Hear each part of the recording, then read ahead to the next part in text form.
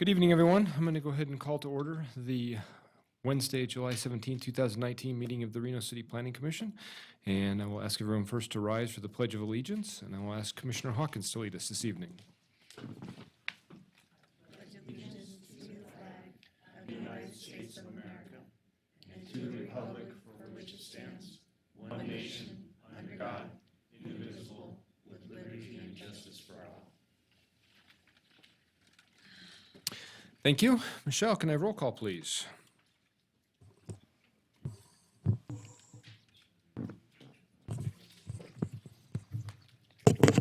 Okay, Kathleen Taylor. Here. Brenton Griffith. Present. Peter Gower is absent. Ed Hawkins. Here. John Marshall is absent. Paul Olivas is absent. Mark Johnson. Here. We have a quorum. Thank you very much. Next item on our agenda is public comment. This item is for either public comment on any action item or for any general public comment. I do have a couple requests to speak forms under this item, and for those of you that haven't heard the spiel before, if you want to make public comment, please see Michelle and fill out one of these salmon-colored forms. We will start with Tammy Holtstill.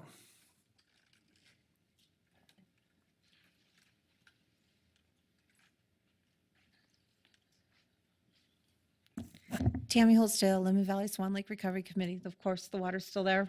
I'm still here.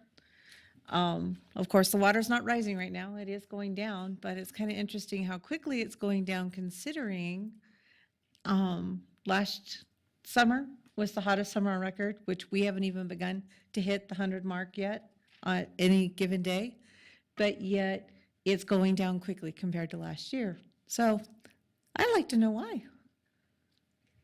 Why a difference? Why 6 inches in a 4-week period? Would be kind of interesting to find out what's going on. As far as City of Reno staff working with Washoe County to pretty much do nothing is very aggravating. I understand that they're looking at flooding American Flats with water and then trying to aerate it, but when City of Reno went to do their water injection and did the dye test, it came out in Swan Lake. So pumping it over to American Flats so that it can soak into the ground, where's it gonna go? Common sense, back to Swan Lake. That's not a good idea either. The water is being pumped in to service your people. Then the water needs to be pumped out. Period, end of story. It cannot stay in a closed basin. You are flooding out people on purpose and don't care and are trying to fight it legally after we have proven by jury and by judge that we were right. I wasn't a loon standing up here telling you all guys all the time and begging you to stop. Look at what you're doing to the floodplains. Building on Lear Boulevard, building that across to protect the school. That's what Washoe County is asking you guys to do here soon. And your staff is agreeing with it. Why? Why do you want to build in the floodplains? The floodplains are there for a reason. It's time to stop and look at the mess you've made and fix the mess before you move forward.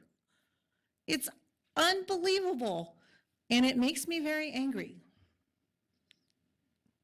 It's really hard to keep my temper when I have been up before you for over 2 years begging to please pay attention to what you're doing to the floodplains, what you're doing to the people in the valley. But money speaks first, and it's time for money to stop speaking first, and your hearts and your minds and your consciences to start stepping forward and saying enough. Tell City of Reno staff they've lied too many times and you're not going to believe everything they have to say. John Swanberg has been proven to have lied. But yet, nothing ever happened, really. It is time to stop. It is time to use the regulations that are before you. Thank you. Thank you, Tammy. Next is Danny Cleus.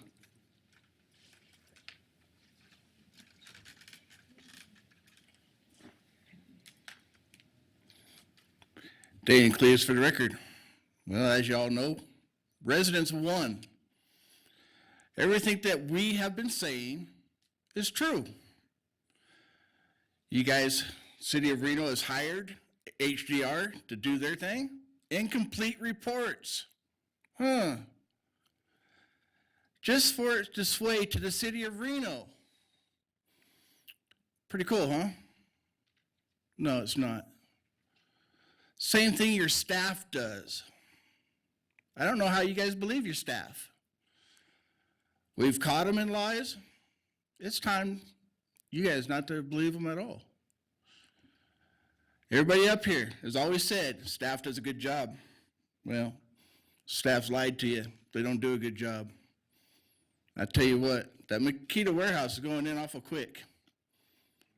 One drop of water comes off that property, we'll be right back in the same mess we were before.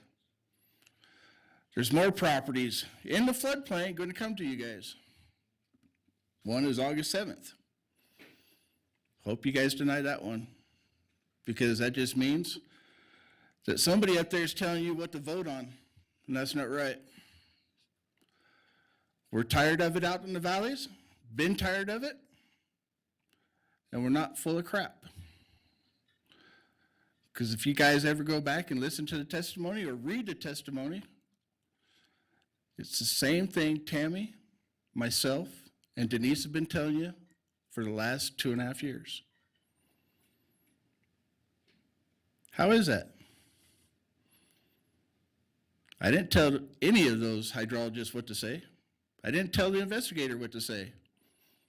But yet they made your staff look like idiots. I don't know what's wrong with the city. You guys going to do some rezoning amendments and annexation tonight?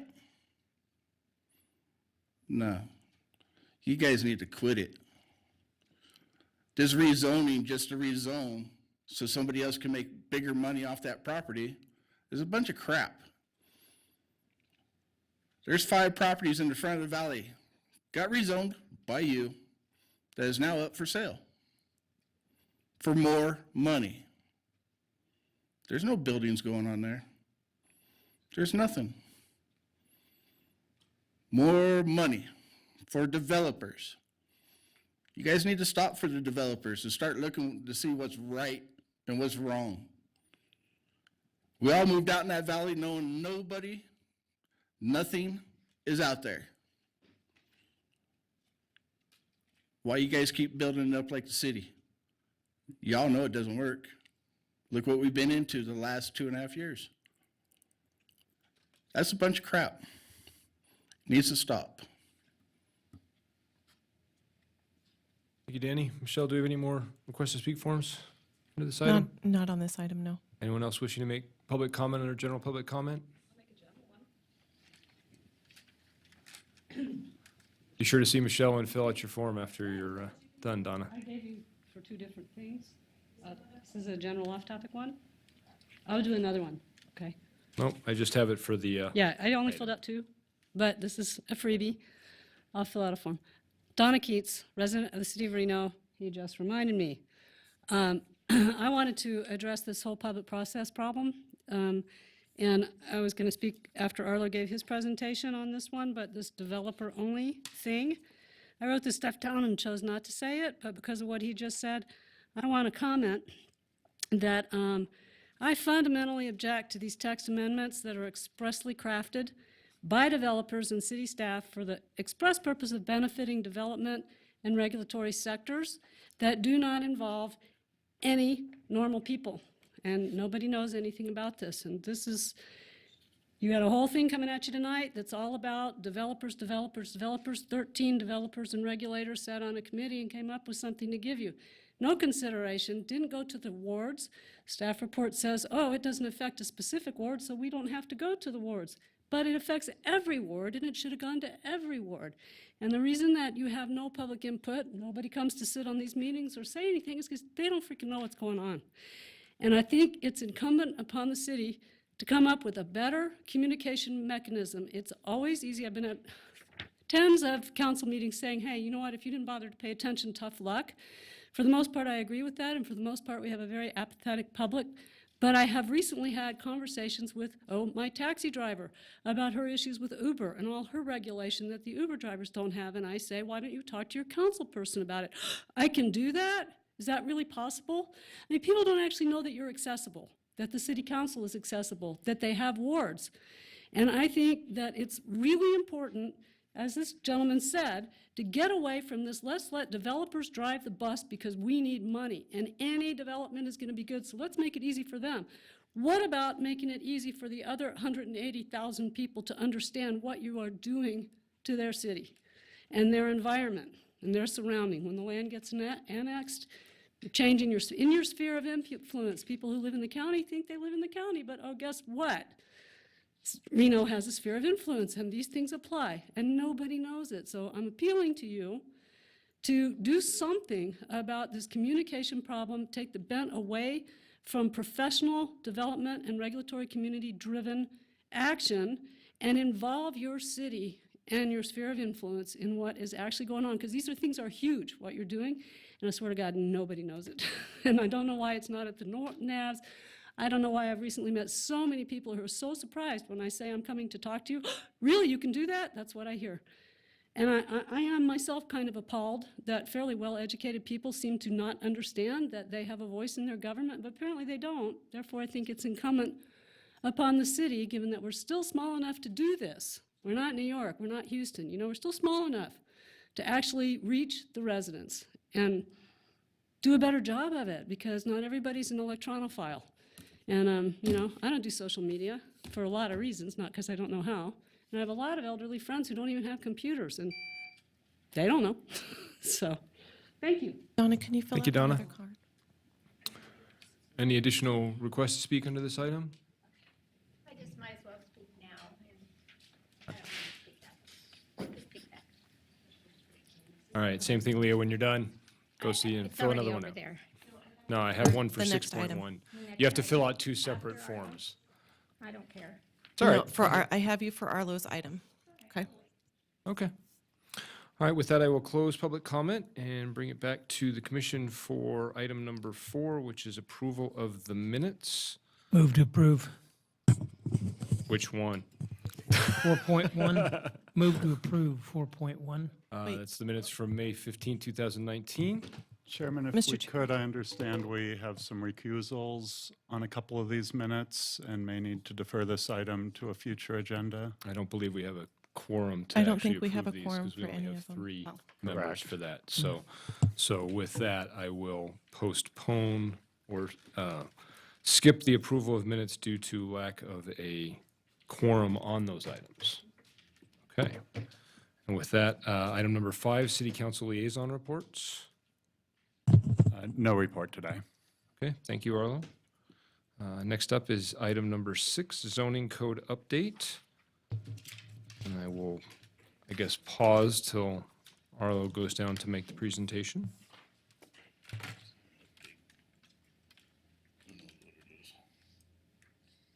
I read it. It's nothing.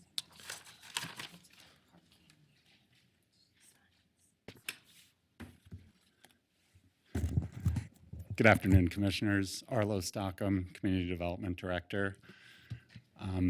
Today, we have our preliminary review of the issue sheet for site and building design standards.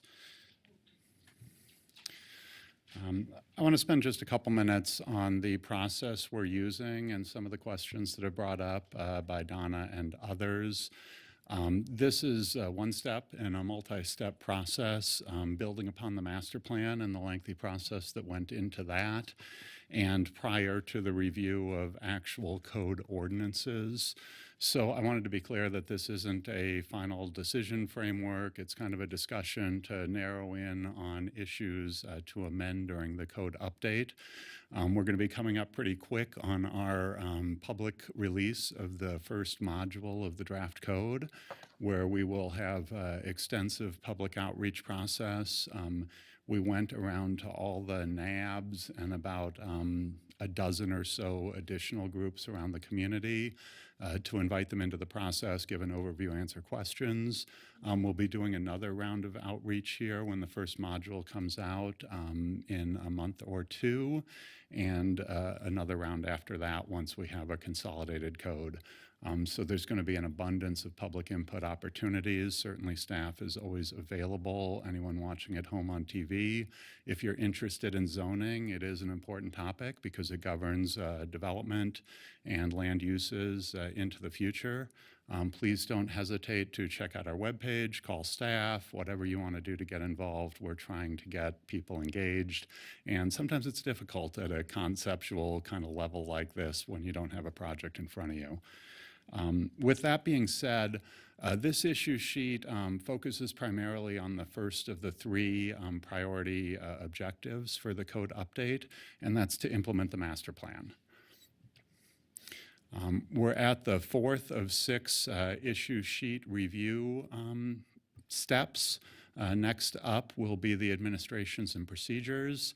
Then we have a meeting scheduled for outstanding topics, and then we'll dive into review of the draft code language where we're getting into much more detailed specifics about the ordinances moving forward. Just a brief preview of next month, administration and procedures, a big topic. We're looking at covering really 4 subtopics there. Some sort of process to deal with exceptions to code standards, a design review committee, potentially major deviations, that general topic of how do we review these things that are larger than minor deviations. Second topic is the special use permit findings and looking at getting those a little more targeted to the requests at hand rather than the general standards that have been used for some time. Third topic is the PUD process requirements. And fourth topic is to look at and discuss opportunities for streamlining the development review process. Concurrently, we're going to be releasing for public review the first of 3 modules of the actual zoning code, the first draft. It'll deal with the zoning districts and uses, about the first third of code. And we'll be releasing that in early to mid-August. We'll be having a series of presentations and public workshops in late August. And ultimately, that will come to you for a more formal review at your October meeting. Back to the issue sheet at hand, the technical working group met yesterday and reviewed the same packet that's in front of you. In general, the group supported the issue sheet recommendations. A little more specifically on the first topic we'll be discussing today, the mixed-use minimum densities and possible exceptions. They did recommend retaining some opportunity for exceptions to the minimum densities, but less broad than what's in place today. We can talk about that a little more later. Design standard, continued input from that group is to allow for design flexibility, to focus on the scale and site layout of projects more than the style, architectural detailing, those types of things. Basically to give architects a level of design flexibility and focus more on impacts than on what sort of style gets built. We've been hearing that input fairly consistently in terms of the site and building standards. There was also support for clear and consistent streetscape standards for all zoning districts. That occupied the bulk of the discussion. In terms of public feedback, just to overly generalize, we have outlined here the second topic to discuss some neighborhood design requirements involving setbacks and height setback standards. We have heard a lot of support for that basic concept to help mitigate and minimize impacts of neighborhood scale infill projects. We also continue to get a lot of input, basically to do what we can to help with housing affordability. It's kind of off topic for our issue sheet at hand, but we can continue to get input through our webpage and elsewhere, especially to look at fee structures and possibly modifying the fees, which is outside the scope of this project, but it may well come forward at a future date. Just really a lot of concern about the price of housing and the ability of people who live here to afford housing in the community. For the feedback we're requesting today, 7 topics. Page 1 deals with exceptions to minimum densities, the height setback standards I just mentioned, and then the basic organization and big picture topics for the site and building design standards for each of the 5 areas outlined in the master plan. Topic number 1, the minimum densities and intensities. The master plan is pretty specific with certain numeric minimums. You folks have dealt with it with projects that come before you in the mixed-use districts. There are exceptions called out in the master plan to allow lower densities for 3 specific things: historic preservation, adaptive reuse, and transition to lower intensity districts. It's a little bit silent on what to do with existing exceptions we have in code. In particular, if you're, say, smack dab on Virginia Street, you don't have any adjacency considerations to neighborhoods, should there be an opportunity to some sort of process to get approval of a project that's lower in density than what those minimums call for? That's really the question in front of you. Our 3 existing exceptions are broadly utilized, as I understand, and have been for quite some time.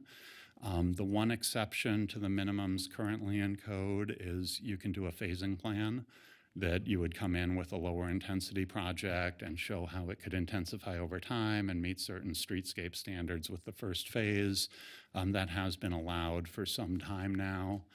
Second exception is if you have a mixed-use building, non-residential, say on the ground floor, residential above. Those are exempt from the minimum density requirements, as I understand, as an incentive to encourage mixed-use buildings. And further, you can apply for a special use permit for reduced densities and intensities. So these exceptions are pretty broad. And it kind of has a path for projects at a lower intensity than these minimums coming forward. The feedback from the technical working group is to tighten them up, but to retain some sort of process for exceptions, generally involving a discretionary review. And also they suggested some sort of formula bonus where maybe the minimum could be relaxed a little bit if you have a mixed-use building, but not entirely waived like the current standard. So their suggestion was kind of a middle point between what we have now and no exceptions. And the question in front of the commission is, what is your recommendation for that topic? My plan is to briefly go through the whole suite, kind of like prior meetings, and then we can return to each topic for discussion and votes. Second topic is our initial attempt to address competing interests that we hear. There's a lot of interest in redevelopment and revitalizing our inner neighborhoods. There's a lot of recognition that that's a good thing for the community. It promotes walkability, more sustainable development patterns, increased property values, all that. We also hear a lot of concerns about what those new homes look like.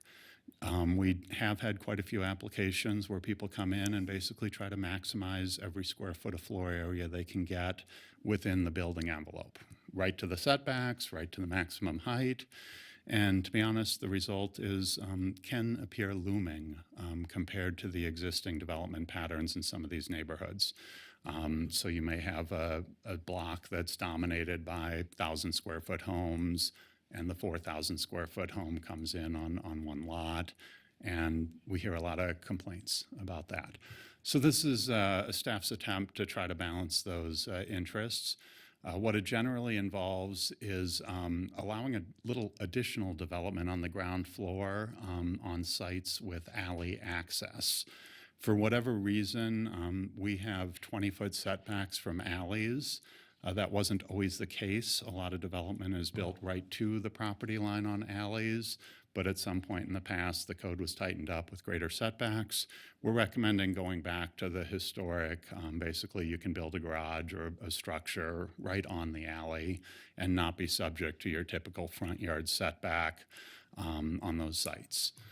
And there would be still a requirement for 24-foot of backup space if that's your garage. So in practice, we'll probably see a lot of these detached garages 4 feet off the alley property line. In conjunction with that, It would reduce the building envelope on the second and higher floors and kind of require a height setback ratio, especially on the side yards. We put a little more detail in the presentation than what's in your issue sheet because we're going through the code edit process now, and this is what we suggested to the consultants to go into the first draft of code. We can still modify it. A little complex, we'll bring forward graphics for public review and everything, but the basic concept is on the side setbacks, if you go above 24 feet, which is basically 2 stories, you have to start stepping back from your property line. So you couldn't go up to your full 30 or 35-foot height right on your 5-foot side setback. That's intended to address the concern of privacy of the new developments, looking into the backyards of others, that type of situation. In conjunction with that, in the front and back yards, mainly applicable to accessory buildings, the height setback ratio would start after a single story.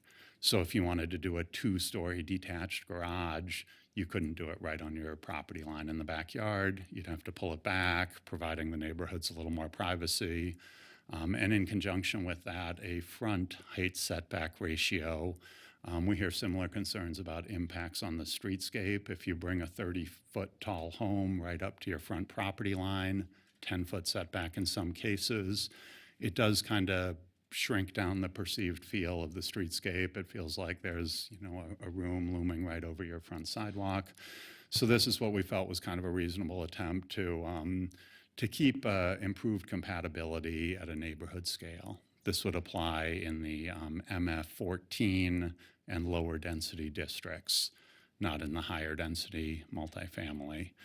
We've heard a lot of support. There's some confusion of how would this work, and we need to do, graphics to depict this. But we have heard a lot of support from this as kind of a good way to balance the benefits of infill versus the impacts of infill on neighbors. First step going forward.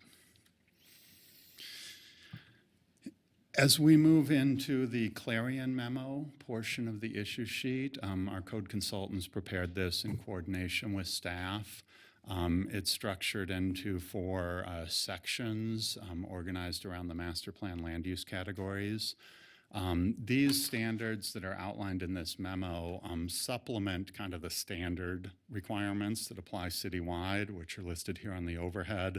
Your typical density, height, setback, coverage requirements, your natural resource protection standards, adjacency standards. All those topics would stay in place with some refinements that we've been through on prior issue sheets. And these district-specific standards would be supplemental or modifications to those citywide standards. Additionally, as we work through this public review process, it may well be that some of the standards called for in certain zoning districts may be applicable more broadly or potentially citywide. We'll get into some of those.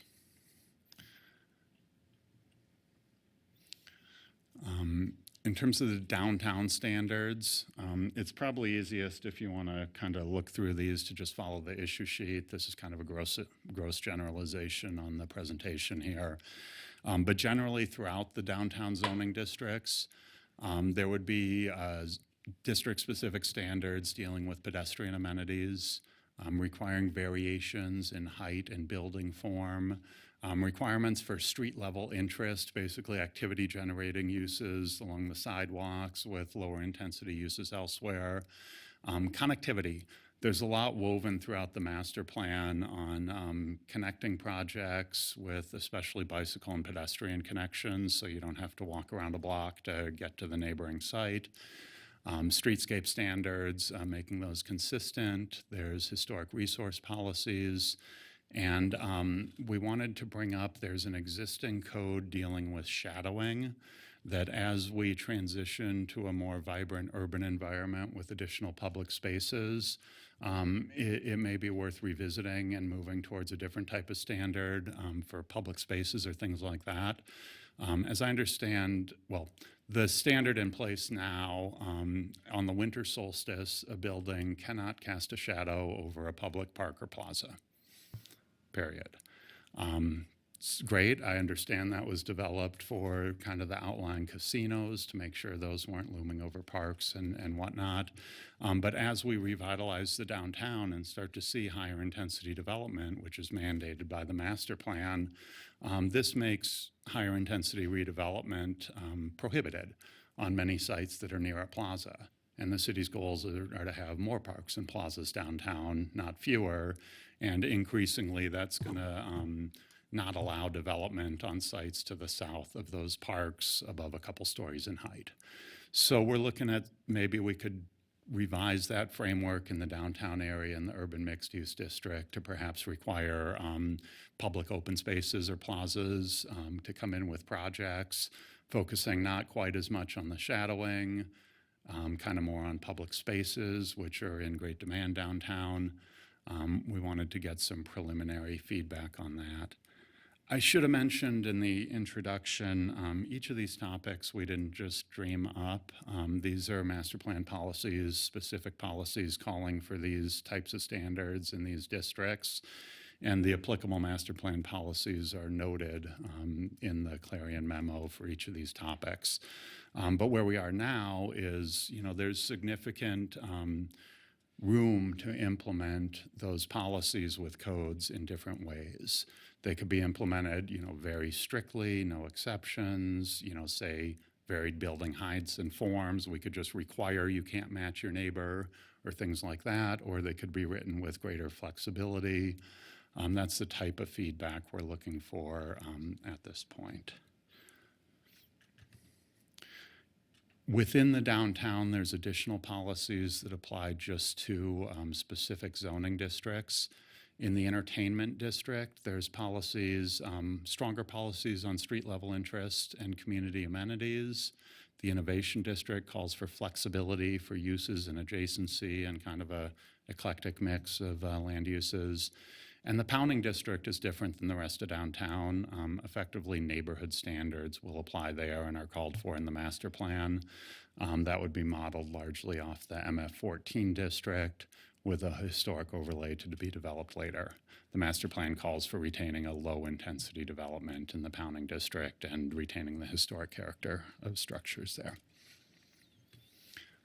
The Riverwalk district would be no substantive change from the existing district-specific standards, essentially carrying forward the riverfront design guidelines and the Esplanade setback requirements from the Truckee River.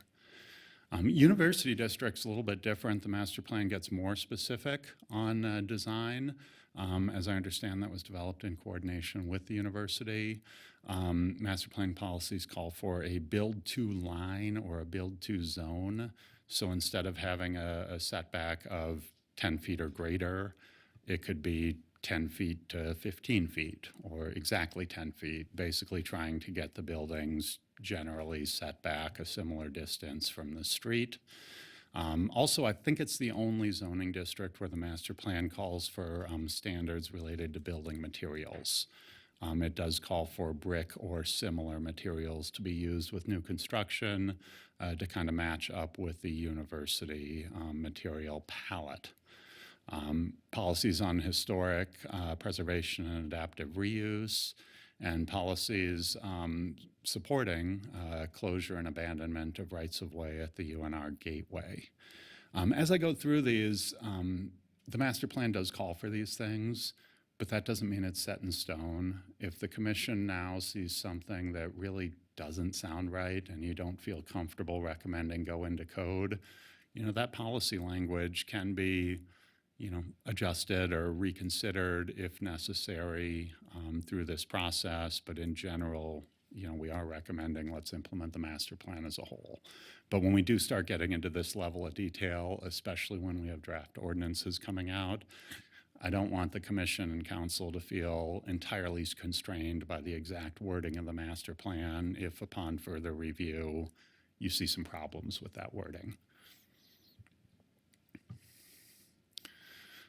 The next area are the community and neighborhood centers, again, based on the master plan map. The recommendation organizationally is to translate these areas to specific zoning districts, so code users don't have to go flip to the master plan to see what applies. So these standards would apply to the commercial districts and professional office. General commercials, the consolidated ACCC zone, neighborhood commercial, and professional office. Throughout these, especially as we get out of the downtown, a lot of the focus is on site layout, bringing the buildings closer to the street, parking lots in back, more sidewalks, more trail connections, a greater connectivity between non-residential centers and the surrounding neighborhoods. So these policies speak to that, the relationship to neighborhoods, requirements for centers to have outdoor gathering spaces designed in. In terms of the layout, the master plan calls for more of a node-type development where you would have a clustering of buildings and some open areas as opposed to kind of the traditional strip mall development pattern. How strict we get on that needs to be determined. Parking generally in the back, buildings generally towards the streets. That's basically the concept there. Circulation and access, this is one topic where policies in the master plan appear for many different zoning districts, and we may be able to consolidate these into citywide standards and not have quite as many, zoning-specific standards, detached sidewalks, parkways, pedestrian and bicycle connections between the centers and the neighborhoods, and integrating transit stops into the design of commercial and mixed-use centers. And revitalization. The master plan calls for some ordinances dealing with the revitalization of existing centers. In particular, with parking requirements for commercial centers looking to be reduced a little bit, there should be opportunities to add square footage to some of our existing commercial centers in underutilized parking lots. And the policies call for those new buildings to be placed out by the sidewalks, kind of taking away a chunk of the parking lot, put a building out by the sidewalk, and having that as part of the redevelopment and revitalization of existing centers. Not many neighborhood-specific standards. Really, the only one that appears appropriate is to have an ordinance for home-to-office conversions in the professional office zone to retain a residential design of those structures. So a lot of the office conversions, say just south of California Avenue, they still look like homes, but they're professional offices. The codes would essentially not allow those to be torn down with kind of a flat roof-looking office structure developed in their place. It would have to continue to have that residential feel. Moving to the mixed-use corridors, we have new abbreviations we're all getting used to. MS is our mixed-use suburban, say South Virginia Street, south of Meadowood Mall is an example. MU is a big zoning district, mixed-use urban. That's the consolidation of many of our mixed-use overlays would be in the mixed-use urban category. Virginia Street between downtown and Meadowood Mall is a big chunk of the mixed-use urban, as well as the inner portions of the 4th Street corridor, and the 2 Midtown districts, which were endorsed to be retained. So those standards generally applicable. Relationship of uses, it's again getting the activity-generating uses out by the sidewalks. So if you have, say, a restaurant in a project and some office space and maybe some homes, the restaurant should be up against the street. Circulation and access, this may be different than the circulation and access requirements for the commercial centers because it's more of a mixed-use urban environment, but they would address the same types of topics. Site layout, building forward towards the sidewalk, those types of things. Massing and form, again, the variations in height and form, that's kind of a recurring theme in the master plan to not have a row of consistent looking structures, that there would be some differences and unique interest, as well as transitional requirements for reduced height and density at the boundaries of the mixed-use district. And adaptive reuse. Certainly incentives wherever possible to encourage the adaptive reuse of existing buildings. And again, adaptive reuse is one of those topics that would be eligible under the master plan for a modification to the minimum densities. So people could reuse the existing buildings without having to add a bunch of stories to them. District-specific standards, the community amenity standard appears again in the mixed-use urban district, and that may be appropriate to consider kind of in conjunction with the shadowing code that we currently have, and look to promote more public plazas or potentially an in-lieu fee if sites don't want to or don't have space for public plazas. Parking location behind. The mixed-use suburban policies call for intensification plans. So when projects are designed in mixed-use suburban, they're tending to be lower intensity, say on South Virginia Street, further south. But they should be designed to support future intensification as a later phase and not preclude the addition of additional buildings there to support transit use and better land utilization in those areas. And policies related to greenway corridors, essentially calling for public spaces and preservation of natural features and pedestrian and bike connectivity. Employment area. These standards would apply to the industrial districts. MA is mixed-use airport, and ME is the new mixed employment district, which would be a consolidation of IB and some of the mixed-use areas, business park type uses. Site layout, some repetition there. The protect natural features can probably end up being a citywide standard, and similar language about building orientation and parking location and screening. This is going to have to be, not as rigid for industrial centers, like parking behind, as it would be in mixed-use corridors, those types of areas. Circulation and access, complete streets, so there would be pedestrian and bicycle connectivity in the employment areas, and residential compatibility standards, pedestrian and bike connections, and parking structure design. That was kind of an odd one to me because I'm not sure we have very many parking structures in these areas, but it is a master plan policy. Maybe we have a standard citywide parking structure type of code. District-specific, the industrial zones dealing with residential compatibility, and there's going to be some overlap with our residential adjacency standards, but there may be some supplemental standards dealing with industrial uses next to residential and perhaps greater separation and increased buffering and things of that nature.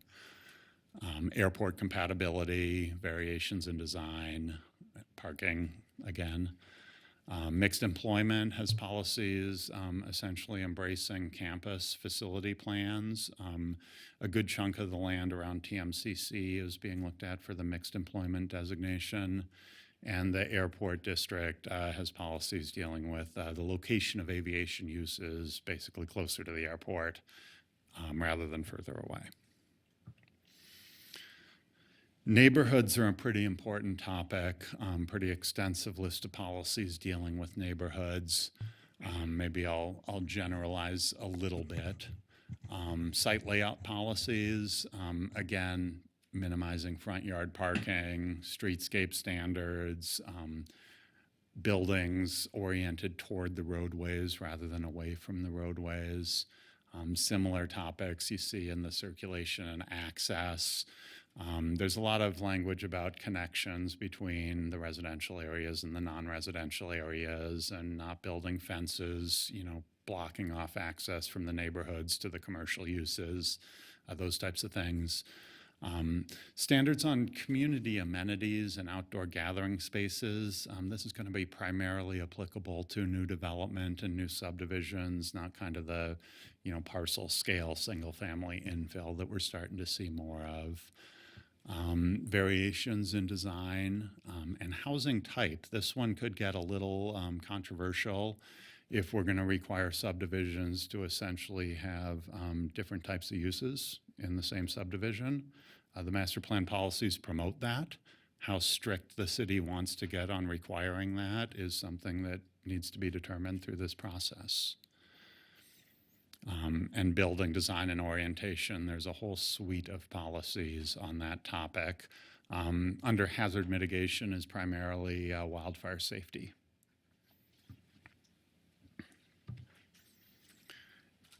District-specific policies are fairly limited, but there are a few.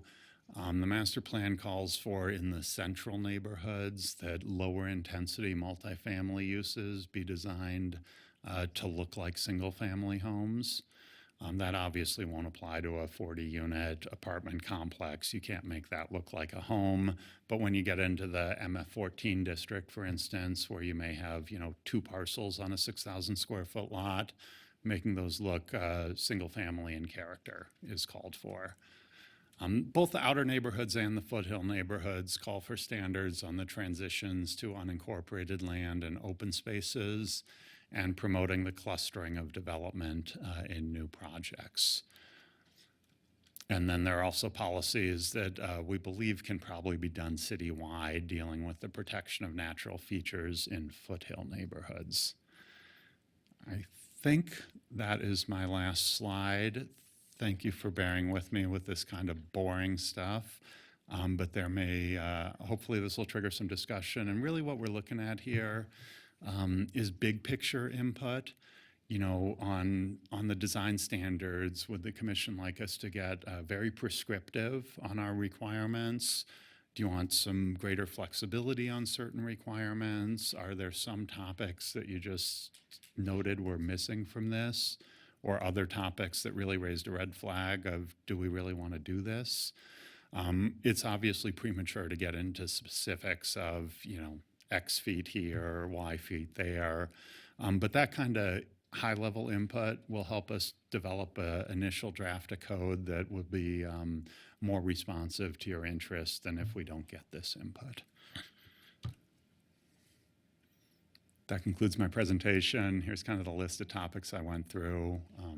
Open it up to the public. Happy to answer any questions, however you'd like to proceed. Okay, so I do have a couple of requests to speak forms under public comment on this, Arlo. So I think similar to a general presentation, I'll open it up for that first and then bring it back to the commission for our discussions. So with that, I have a couple of requests to speak forms. First from Leah Sanders.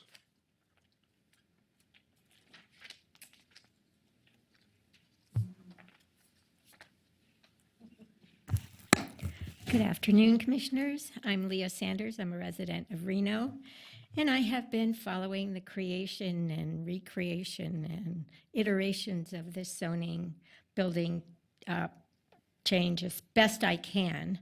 I have very limited knowledge of all the code numbers and the read done, but I do appreciate how accessible Arlo has been as the Community Development Director to assure me that the process is going to be balanced. And I do hear that. However, I have a concern that not enough people know what's going on and how they know what's going on. This has been my little mantra since day one. There are abundance of opportunities, but you have to know about them.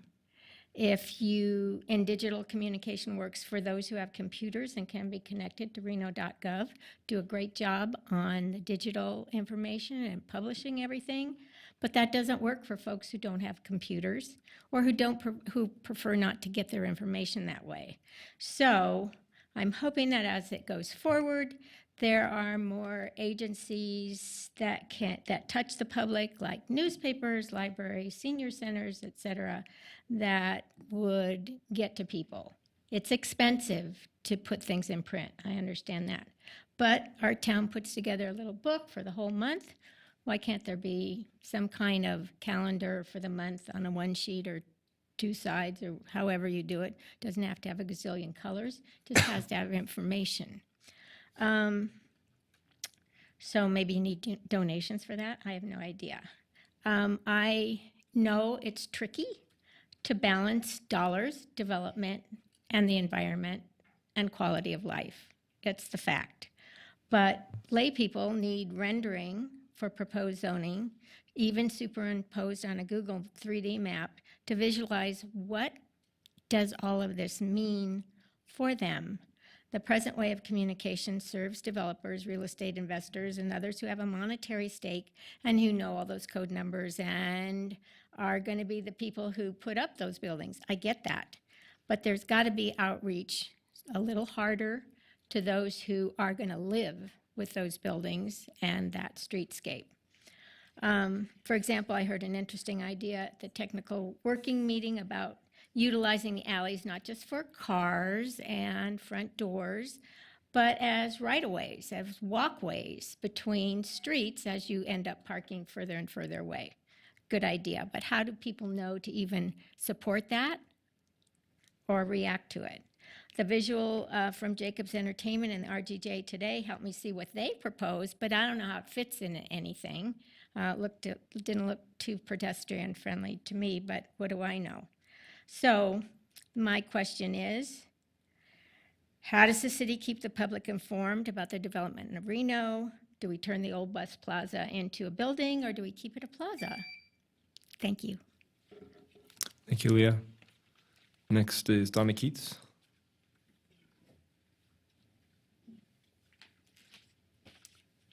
Hi, Donna Keats, City of Reno, back again. I think this is kind of amazing.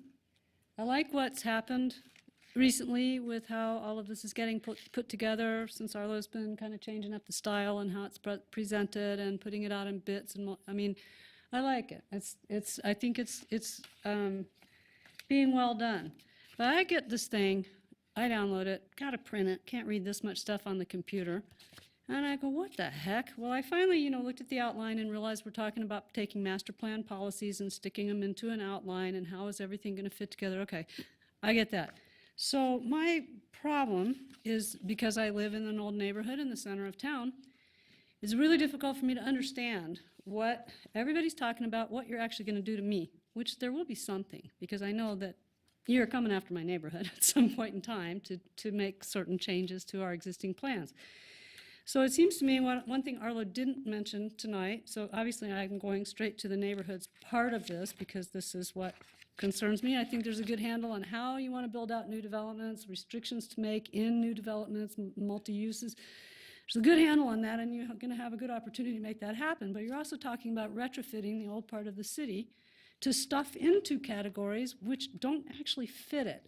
So there's a line item in here about the definition of infill should be reconsidered, and new standards for infill redevelopment for central neighborhoods will be based on existing district-specific standard for Wells Avenue Neighborhood Planning Area and the West University Neighborhood Planning Area.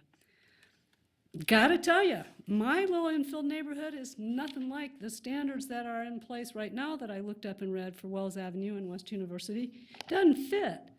I mean, I think in going to these, what we're going to do with the older neighborhoods is what's of concern. And these are the people who have been in their houses for 40 years and are not getting this information. They think they live in single-family neighborhoods. They don't know you can go put something giant right next to them.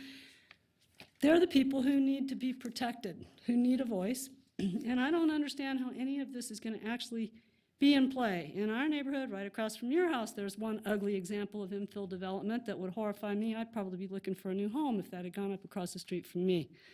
Stuff like that, okay? So let's not pay attention to the architecture, let's look at building mass. Forget it. You've got to have an architectural component in an infill area. And you just do, because you're going to end up like your neighbor. And it's horrific. And it's not just you. I mean, people keep bringing these to council and the commission all over this older part of town.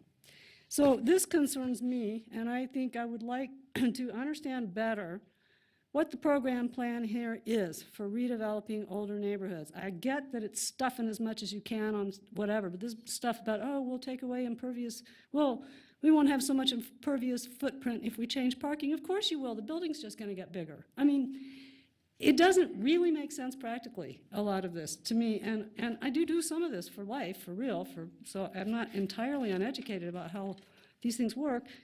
And I'm not seeing it, so I guess I could use a little more explanation about that kind of thing at some point. Thank you.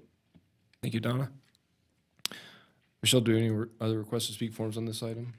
No, not on this item. Anyone else wishing to make public comment under item 6.1? Okay, seeing none, I'll close public comment, and I'll bring it back to the commission.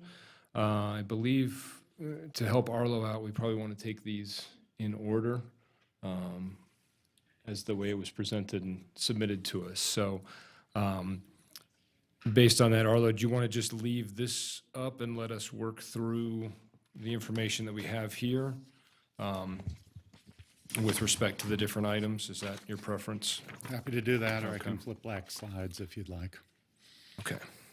So I think we'll go through, I think we're going to hit on a couple of the questions that came up as we work our way through these. So I think I'd rather start with that way. So I guess the first item that's there, item number 1, we're looking at the question about exceptions to minimum densities, the 3 that were listed and then some additional ones. So anyone want to start with some comments on that? Commissioner Griffith? Commissioner Griffith, I'll chime in for the shadowing because we deal with this a lot in the downtown area. And I don't want to restrict more parks and more plazas coming about when we do that. However, I don't think it's appropriate that we would see high rises when we go down into the farther into the Riverwalk District and the Innovation Center and in the neighborhood. So downtown core looks a little different for high rises than if we were to put large apartment buildings up for shadowing. So I want to be really careful with the shadowing. I know we want it to be a little bit more flexible, but the urban mixed use isn't really the same to me as the downtown urban core that we have. So I think we should be protecting of the shadowing effects that we have. Just not as applicable for that plaza as we get into more neighborhoods. Thank you. Thank you, Mr. Griffith. Additional comments? Mr. Taylor? Thank you. Although, when we talk about minimum density, you said the comments that you got back from the technical group, you guys were going to be tightening these up a little bit. Their recommendation was to retain some variation of the current exceptions, but not as broad of exceptions. So tightening up a little bit compared to the current exceptions in code, but not to the point where there would be no path to get an exception. Exactly what that looks like needs to be refined. Obviously, we need input from the Planning Commission and Council. And that's seemed to us to be a reasonable recommendation. So after you tighten it up or revise that a little bit, we would get to see it again and comment on it. You will see it again in 3 different forms as we go through the process. Our next step is a preliminary draft of code, which will include footnotes, kind of explanatory footnotes to explain what's new, what's not new, et cetera. We'll get around to comments, we'll revise that, we'll bring forward a consolidated draft for another round of public outreach and direction. And in theory, then we have it in a form that would be ready to, after that round of revisions, go through the adoption process. So if we were to say, as a recommendation, something between what you have on page 1, the 3 things outlined there with minimum density, and something between what you have on page 2, the historic preservation, adaptive reuse, and transitions, somewhere in between there is what we're looking at for a recommendation. Yes, and that's what the technical working group recommended, kind of Okay. in between step. And then I have one general big question. What is the public outreach process for this? I know it's so hard to reach people and get people to participate, and there's always competing interests out there. We're going to launch the next round of public outreach here in a month and a half or so. We will be reaching out to the newspaper, we'll be going out to the NABs and pretty much every advisory board that exists in the city. We have our plus minus 1,000 member email group that we've been sending everything out to on a monthly basis. We're intending to have some presentations. Our code consultants are going to fly into town and we'll do big presentations and workshops with release of the code module and talk through kind of the organization and the content and more graphics and all that. So that will occur with each module of code. And those, in theory, should be the biggest input opportunities. But then once we get all that, we'll work on revisions. We'll bring all that stuff through the Planning Commission, one chunk of code at a time. Then we'll have a complete code for the first time, and we'll go out and do it again. And then in theory, we have something people can agree with. So there's going to be a number of additional input opportunities. And the next round, everyone will see the specifics. The codes some of you may remember from the code assessment reports, the codes are going to be loaded with graphics and explanations and things to make it more user-friendly and more understandable.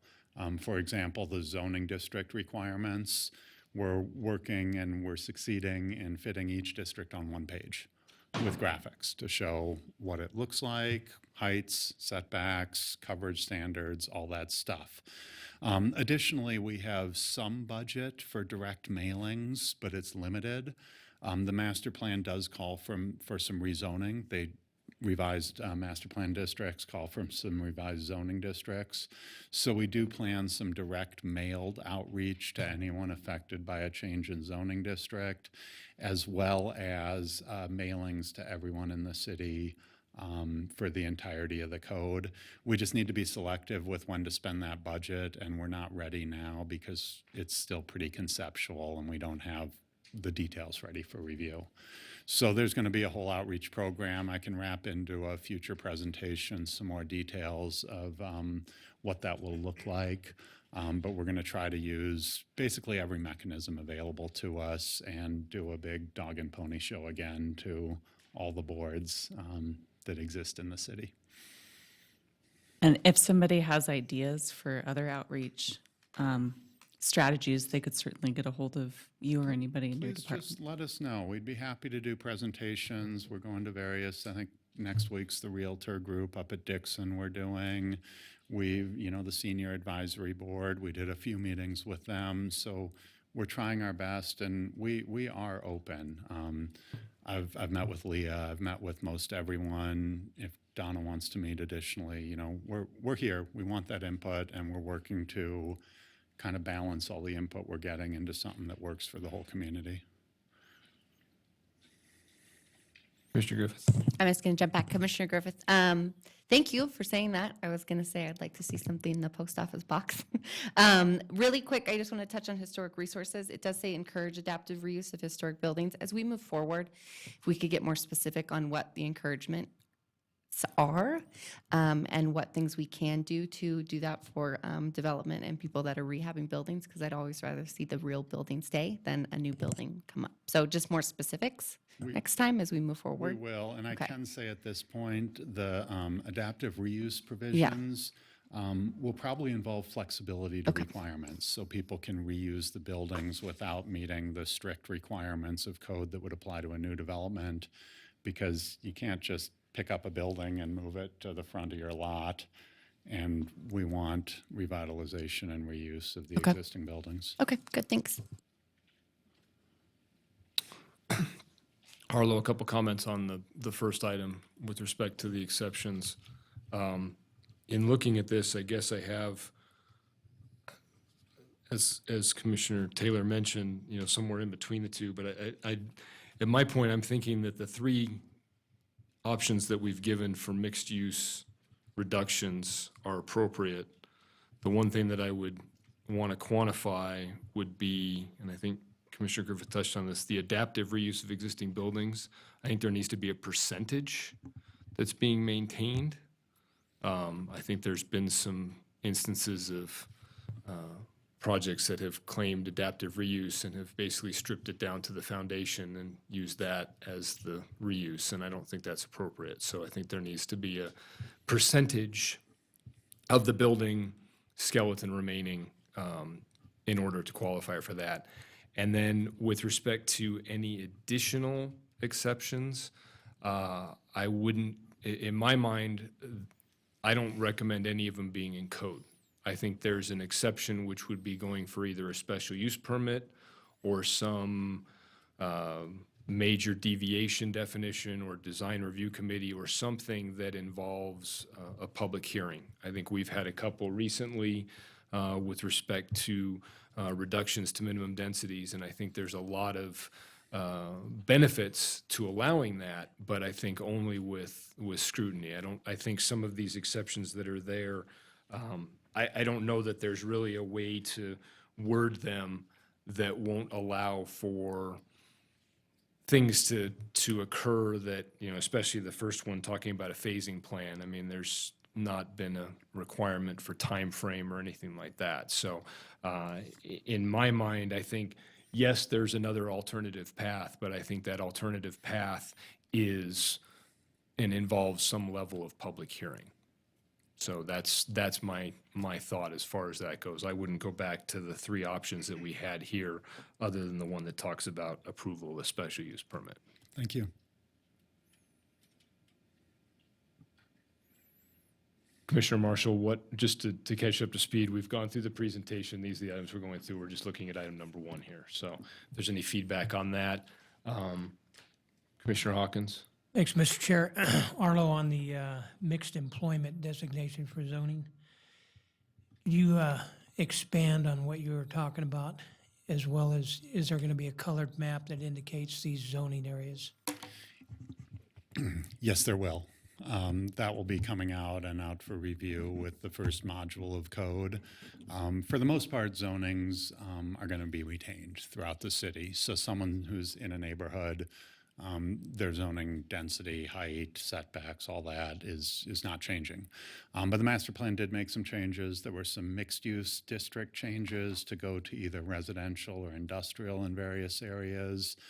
Mixed employment is a new district that would be carved out from some of the land currently in industrial business and some of the land in mixed use, particularly around TMCC.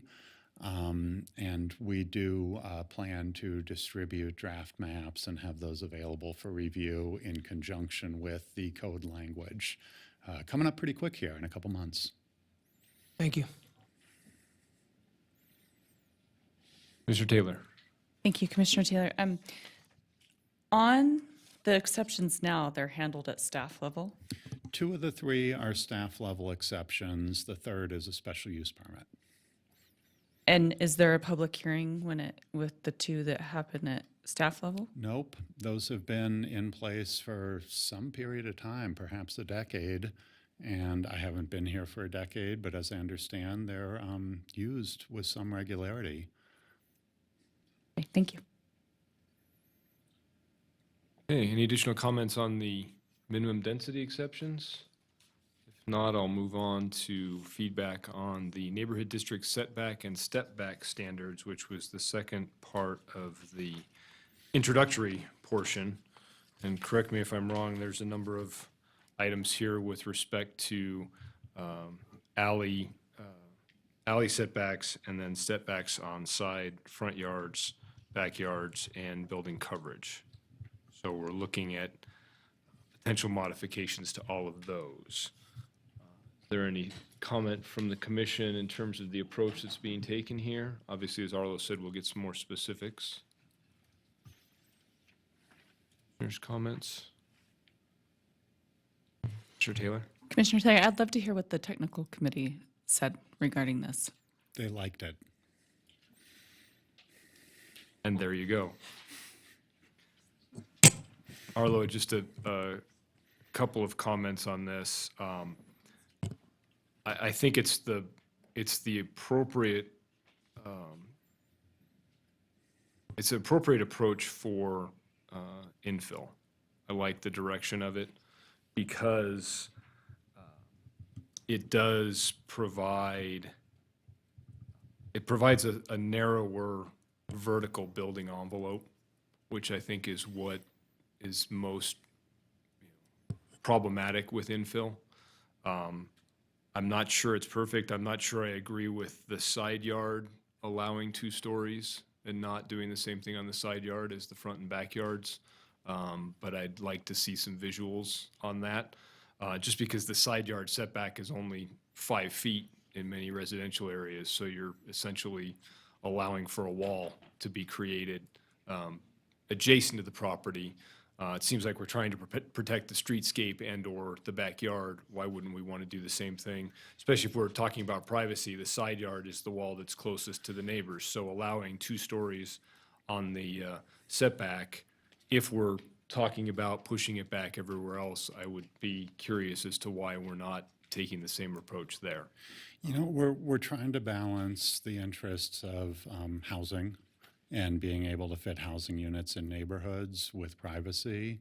And historically, two-story homes are built right to the setbacks in many neighborhoods. I understand So the that's where it rationale. I'm came just from. questioning in case, in some of these, I would like to see some more examples of what we're looking at.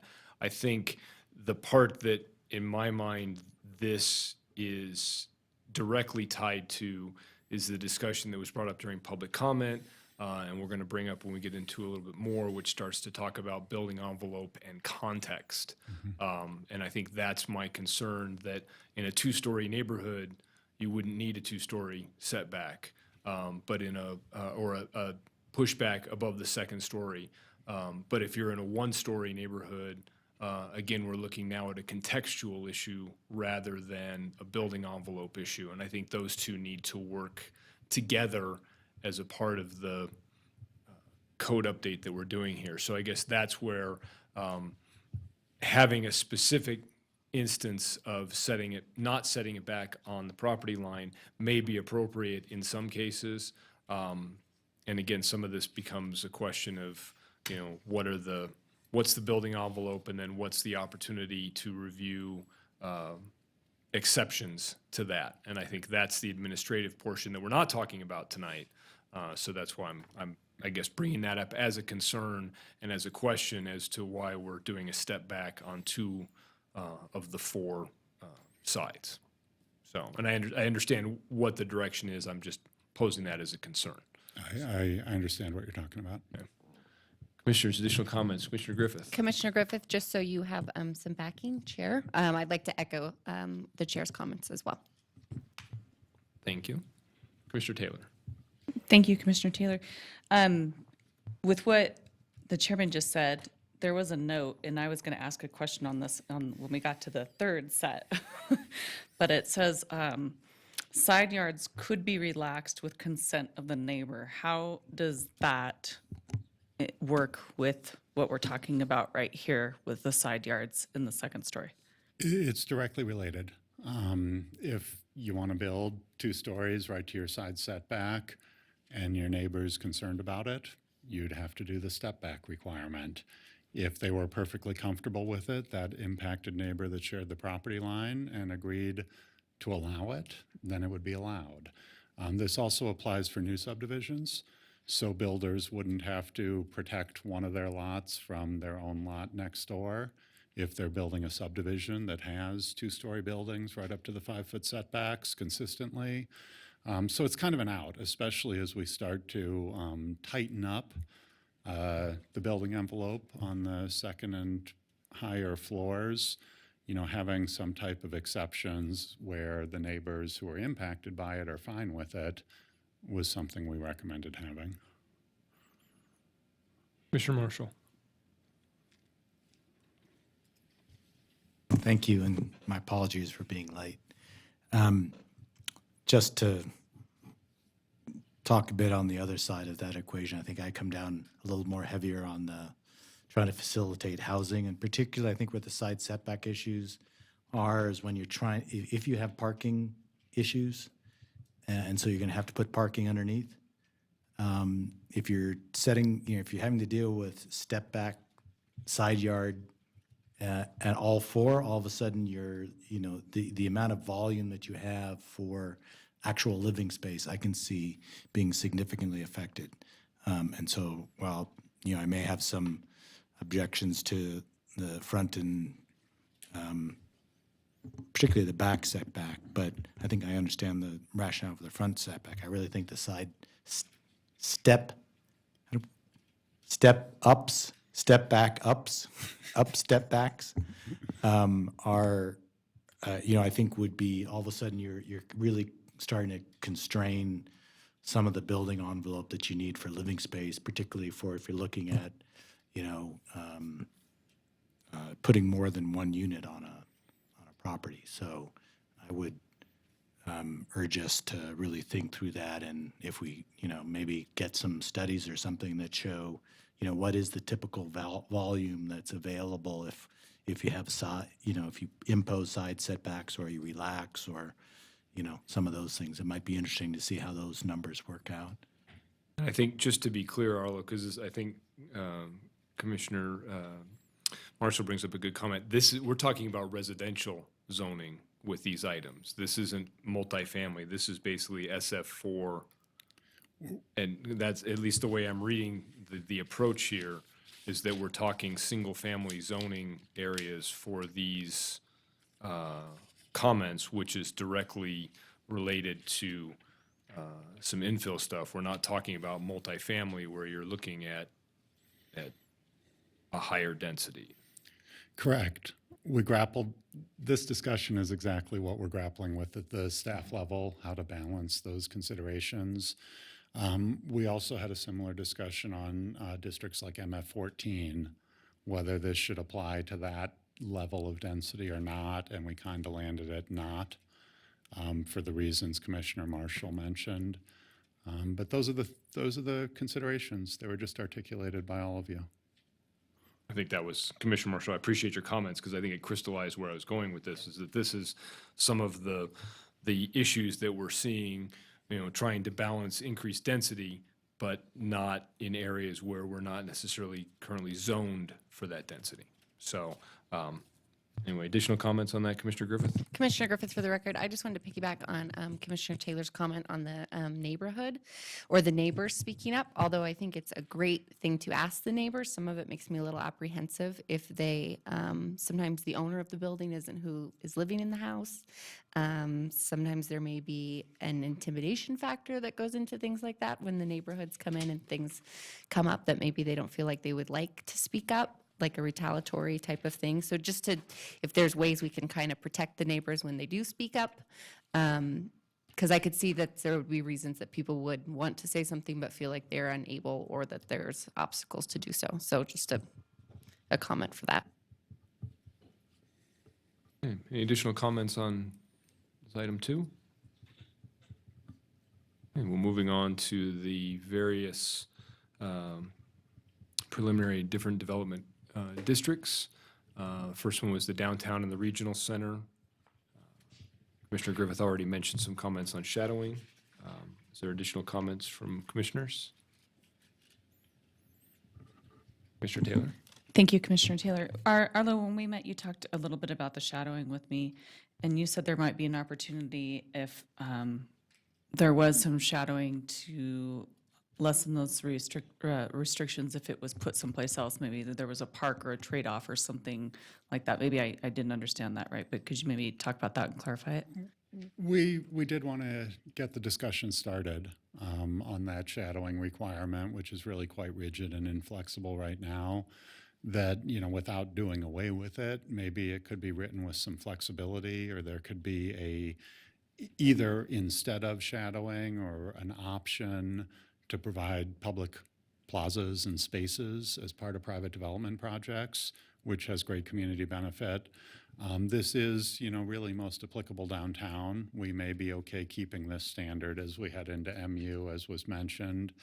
But it is, especially if we establish additional plazas, it's increasingly going to be kind of the limiting factor on infill and redevelopment in certain areas south of any parks or plazas. So it deserves more discussion. Maybe we could bring forward, we wanted to get some preliminary input, which we're starting to get, and maybe we could bring forward some options. Arlo, I'm going to piggyback on that. I think it's interesting, if I'm reading this right, there's not a master plan policy about shadowing. There's nothing listed here. No, there is not. It's an existing regulation. So I guess what I'm hearing here and from the feedback I'm getting, I guess I would perhaps question whether that shadowing requirement is either relaxed or perhaps considered eliminated in the entertainment district, which is our high intensity use where we're trying to encourage that. I wouldn't recommend eliminating it elsewhere. I think some of the options that you've pointed out are appropriate and see it in there as a code. But I think since it's not an existing master plan item, I think we need to be conscious of perhaps, as you said, the limiting nature of it with respect to certain areas where we've basically already created shadowing on, city-owned property intentionally. So I would maybe consider that for comment and discussion. Additional items on any of the downtown standards? Commissioner Griffith. Just Commissioner Griffith, for the record, I would be remiss if I didn't speak up on the downtown issues. I just want to, for feedback, I liked what you did with the entertainment, County District, University District, which I'm thankful that you guys were in conjunction with the university. And then, of course, the Riverwalk District as well. So I just wanted to say that I did read through those and I like those as some feedback. Thank you. We'll weigh in a little bit on the University District. I'm not a fan of, even though it's the one spot in the code we're requiring materials, I don't see a reason. I think it's actually problematic to require brick and then concurrently say that we're encouraging adaptive reuse of existing buildings, many of which are not brick. So I would question that as a requirement in terms of what it might do for some of the developments in that area. I think it's a nice idea to go with the brick for campus, but I don't think that, especially on the other side of the freeway, that we're necessarily going to be seeing any benefit from that, and could perhaps be in conflict with some of the other things that we're attempting to do there.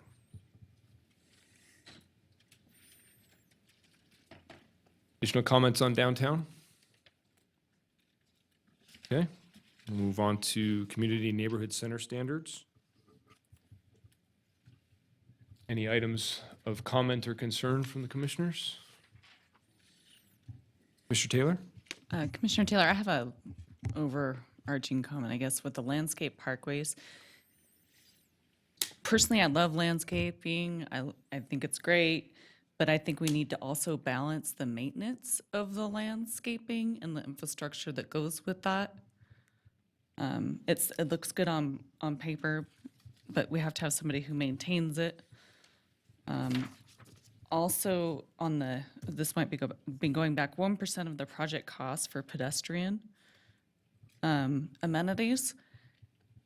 Again, I'm fully supportive of pedestrian walkable communities.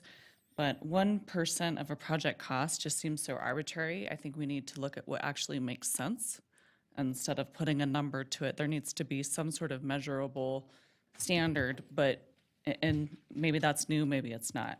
I just think 1% is arbitrary.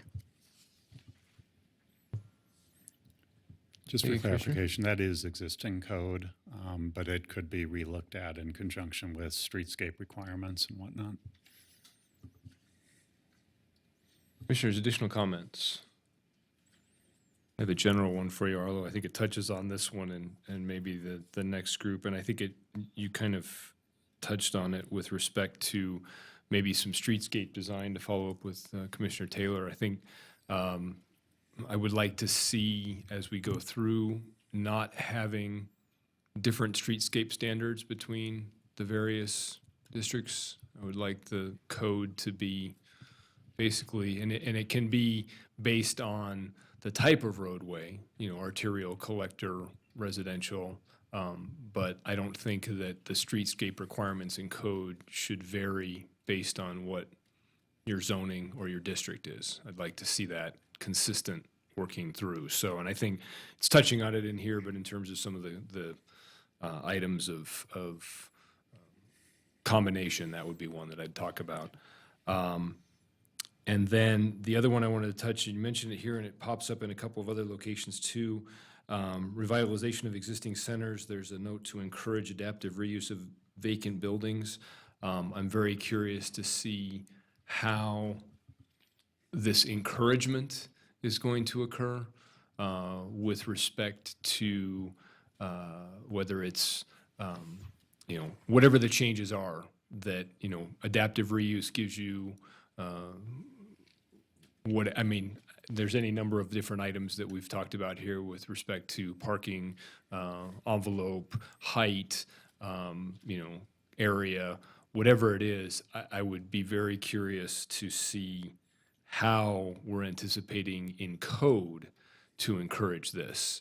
I think there's options there, but I think this is also, and maybe not as much in the neighborhood center areas and the corridors, but certainly as we get into some of the residential and multifamily, where some of this encouragement, even for, for reuse or vacant buildings, how that might have an impact on what's going on around it. So, nothing wrong with what's being stated here. I just am curious to see how we're proposing to do that.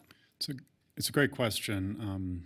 I think the direction we're leaning is some form of closer conformance standard, where sometimes if you have an existing building, it's just not feasible to lay out your site exactly how the code's going to call for it.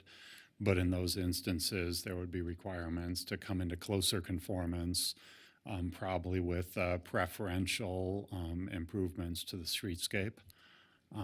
That's kind of the big picture concept that we're thinking would probably work best, but it is a challenging issue.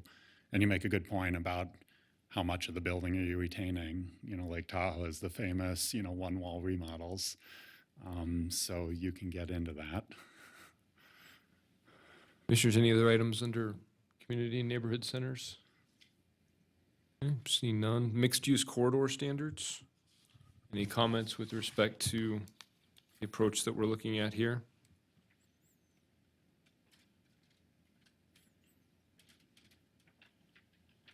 He's jumping to their button. I guess the only thing that I had flagged here, and it's sort of standard all the way through, this is the first time I think you've actually flagged and highlighted the massing is appropriate to the surrounding context and sensitive to nearby uses in terms of shadowing views in historic context. I like that as language. I'm curious as to code-wise how that gets interpreted. And I think this is one of those items where it might be in the eye of the beholder. And I think that's where we run into some questions about architecture and about appropriateness. So I think I'd like to see some more discussion both at the technical working group, at the, this commission, feedback from the neighbors, and then even also feedback from staff in terms of when projects come in, how is this being reviewed? Who's responsible for identifying, whether it's appropriate context? And what is the context? Is it that block? Is it that street? Is it that neighborhood? I know you don't have an answer for that. That's why I'm raising the question, that the language is good, the intent is good, but the proof is in the pudding. What's the other one where the rubber hits the road? I can throw a whole bunch of those out there. So It's anyway. Real that's- easy to write a master plan policy that says that. It's Turning it to exactly right. regulation So gets tricky. I'm concerned that code, whether or not code is the appropriate place to try to do this, or whether this is something that needs to be much more, well, as you mentioned before, are we looking at descriptive, prescriptive, in terms of what the code is, and then how do we, both as a commission up here and staff when they're reviewing it, how do we interpret that, and how do we deal with differences of interpretation with respect to whether it's an approval, an appeal process, a separate design review entity, however that would be done. So again, that's part of the next discussion that we have in a month or so, but it's certainly the topic of concern. We heard it in public comment today. Commissioner Griffith, I just wanted to chime in to add the character and identity to that same comment. Commissioner Taylor.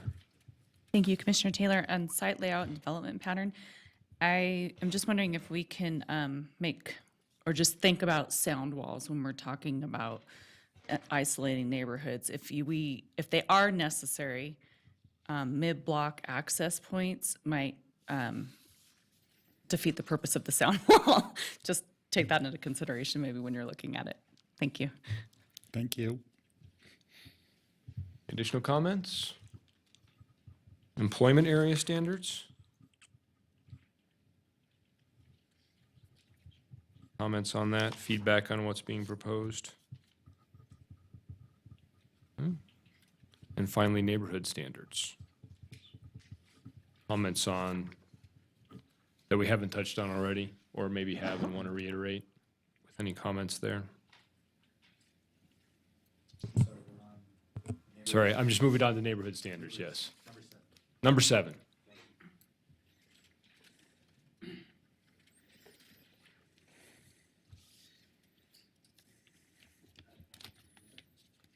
Commissioner Marshall.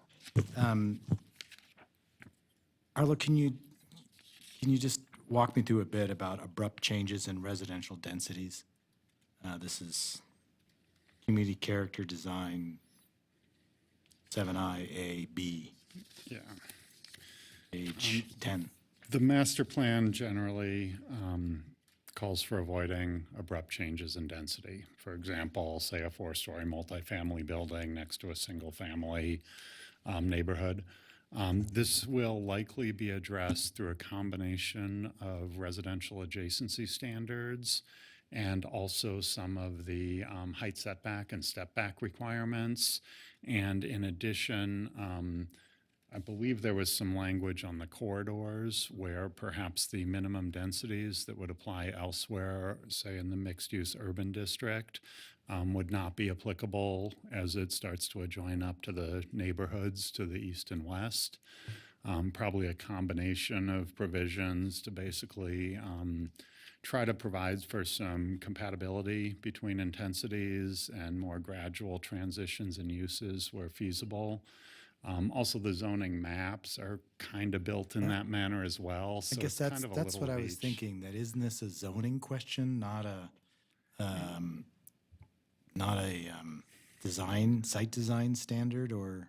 Well, it is, except I what's was the- looking for a home not too long ago, and there was a SF6 parcel, single family, pretty standard, and it had MF30 next door.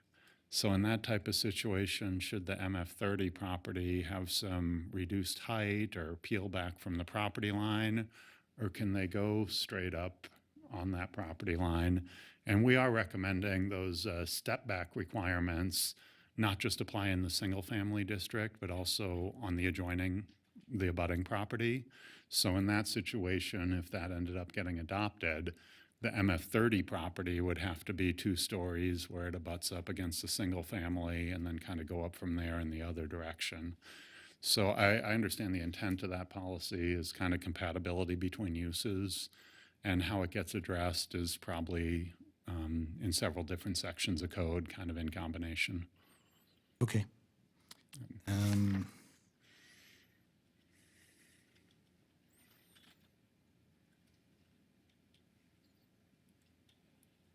Kind of some of the same concerns we were talking about, the side step backs. On page 11C, small IA, multifamily, design smaller scale multifamily buildings to appear as or complement single-family homes.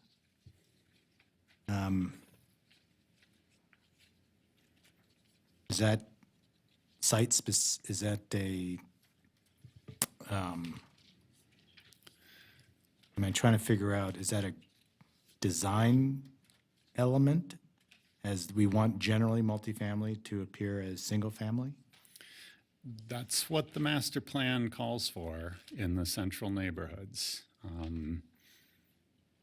Yes, That's really just a direct implementation of the master plan. that's what the master plan policy says. Like I mentioned earlier, that isn't written in stone. If the commission and council want to reconsider kind of that and, revisit the requirement, No, I'm not quite sure why it's in central neighborhoods and not in the others, but that's what the master plan says. I think primarily because it's infill, I would think, the infill opportunities. I think it's a interesting discussion because it's, again, gets back to this notion of trying to meet our housing needs, but also creating a sense of neighborhood character, and so I just wanted to have a little more information, but thank you. Thank you, Commissioner Marshall. Commissioner Taylor. Thank you, Commissioner Taylor. This is in response to the public comment, and the definition of infill should be reconsidered. What is the process for the definition being reconsidered? It's kind of a techie point in this memo. We have a section of code dealing with infill development, and it's been very challenging for quite some years. It's subjective, and it's a challenge for staff to administer consistently. And in effect, we get lobbied on both sides of the issue on what's compatible infill and what's incompatible infill and fabric of neighborhood and that type of language. So I think the recommendation from the consultants, which we as staff certainly agree with, is to try to get more objective standards that are measurable and would not, if you went to one planner, you'd get the same answer as if you went to a different planner, and try to improve consistency while at the same time dealing with the kind of compatibility considerations that we've been discussing most of this evening.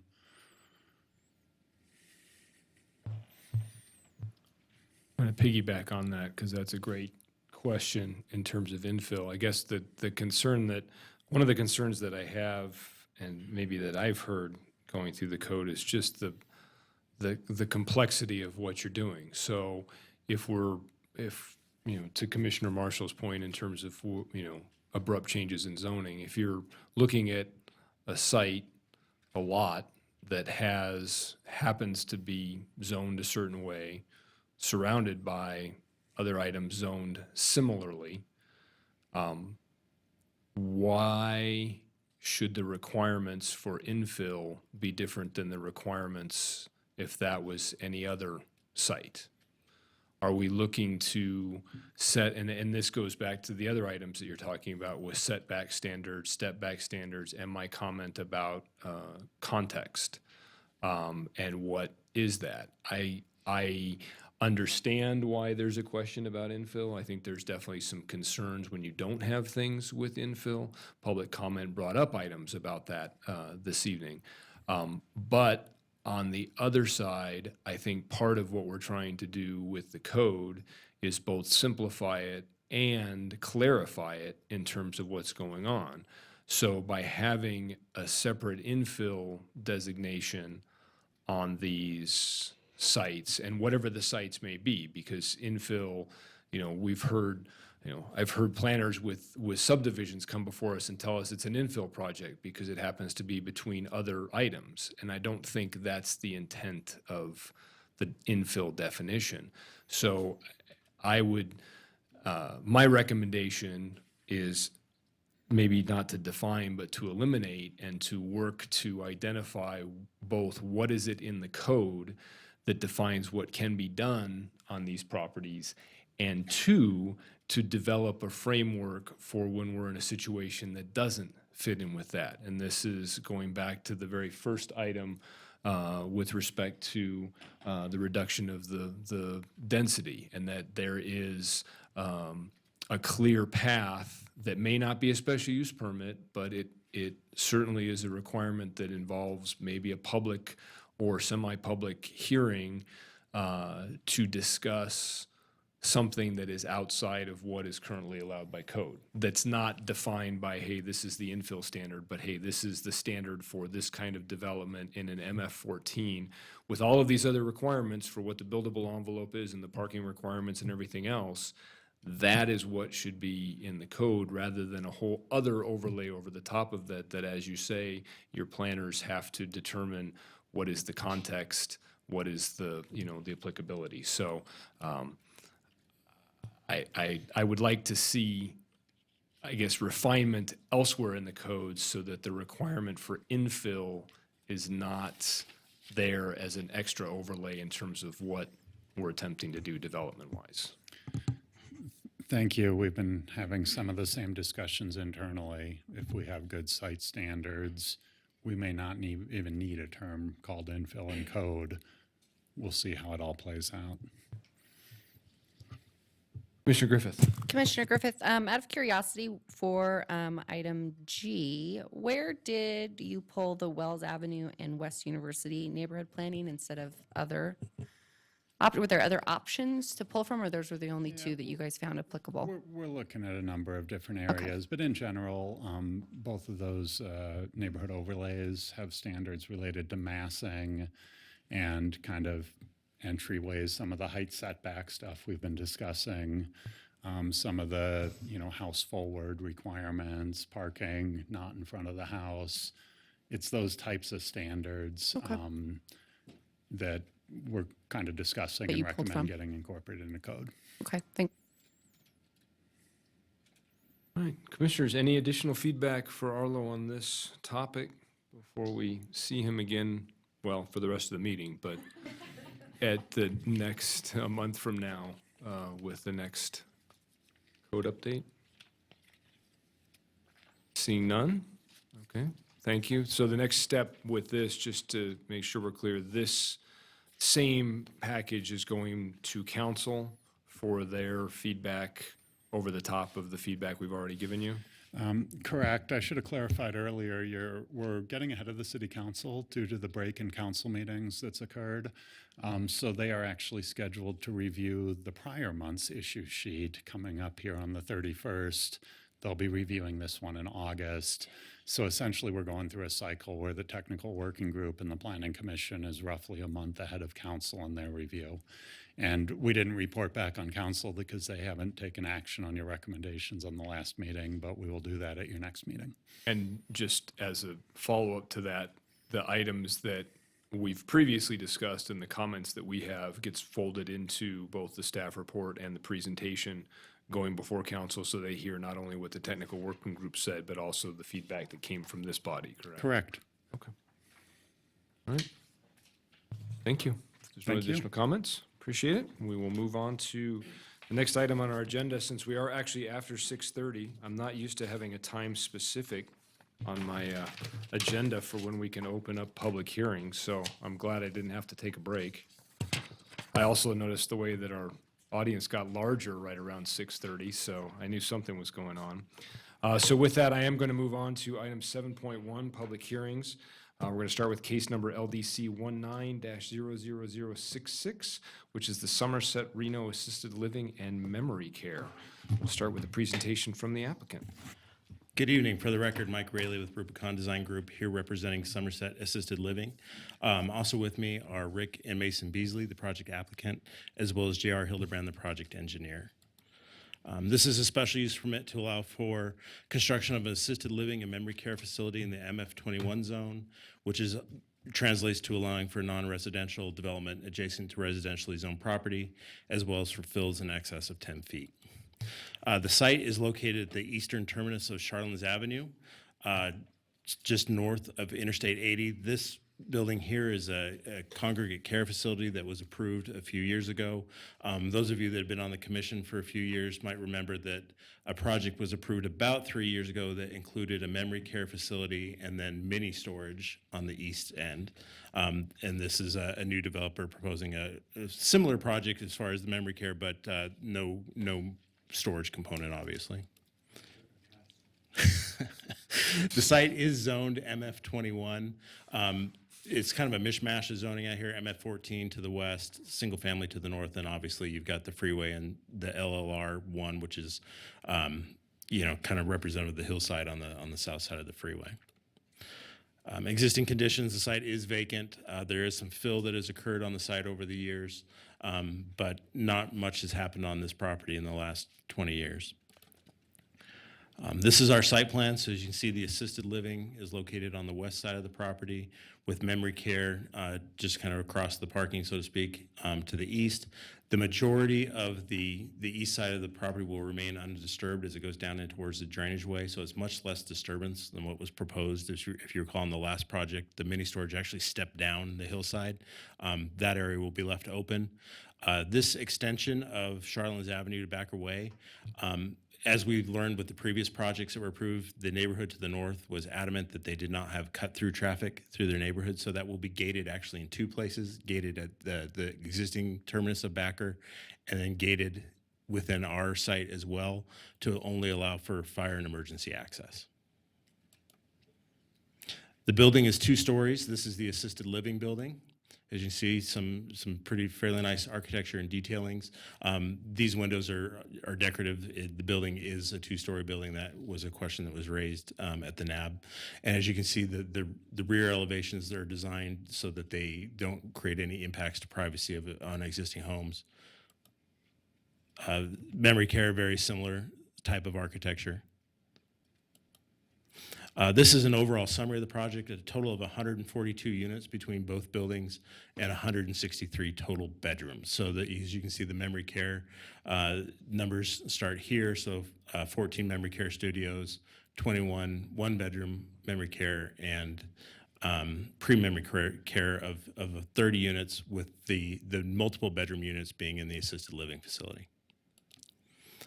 Just to give you kind of an overall summary, it's a low intensity use. It generates very little traffic, especially when you consider what was approved there before.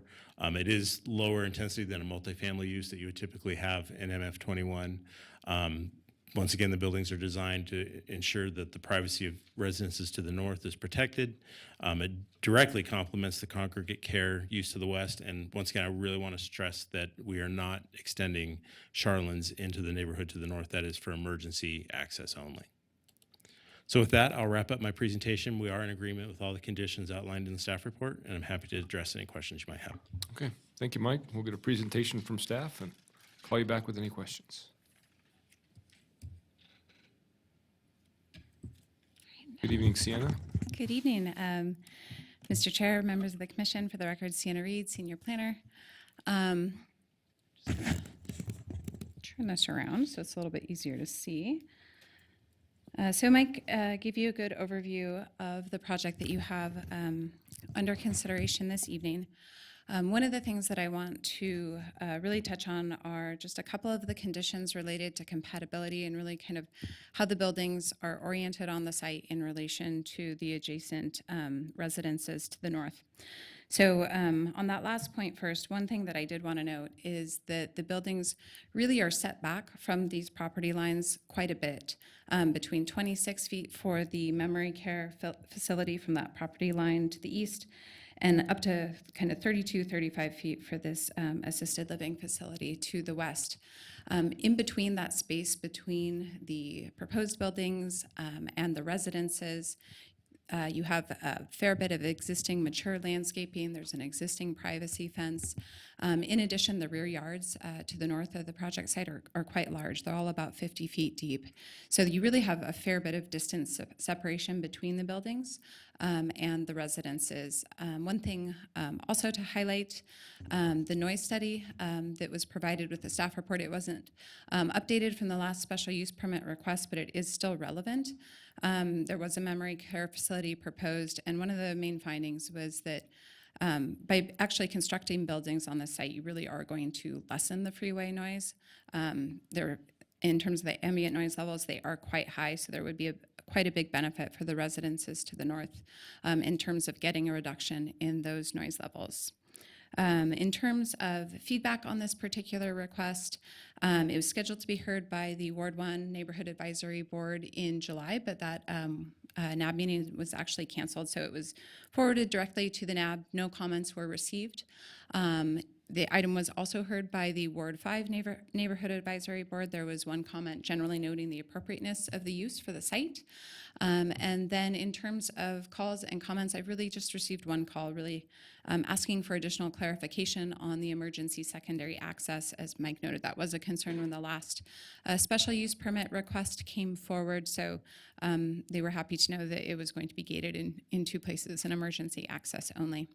With that, there are two conditions related to compatibility in terms of parking lot noise, really trying to have some screening in terms of the evergreen trees just north of the Hammerhead turnaround, and then also restrictions on nighttime deliveries and unloading activities. So not that there's any great noise impacts anticipated, but did want to highlight those conditions.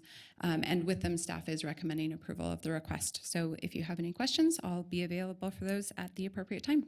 Okay. Thank you, Sienna. Before I open this up for public comment, I'll bring it back to the commission for disclosures. I'll start with Commissioner Hawkins. Familiar with the site?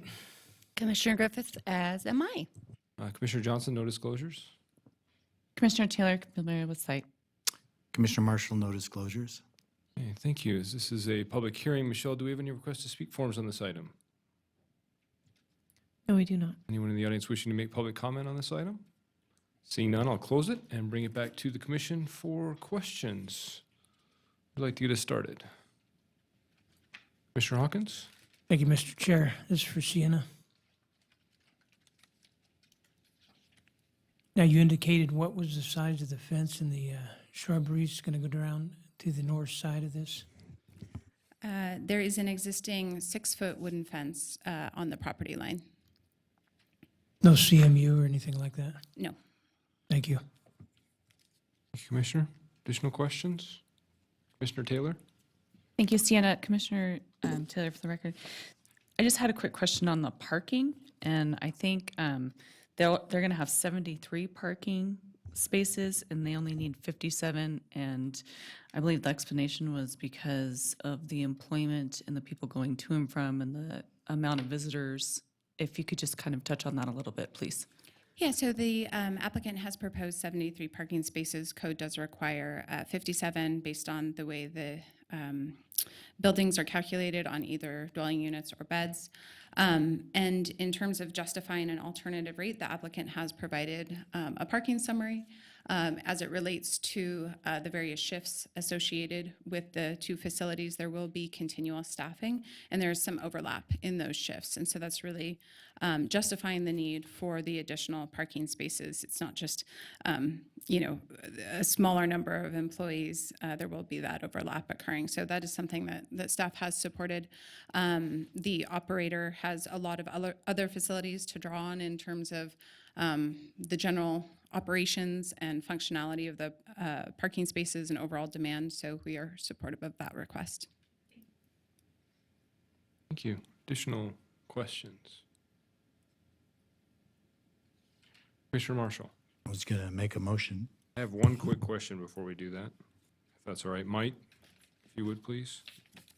Just because I got confused on the noise study from the plans. The gen set for this, we still have a generator as a part of this project?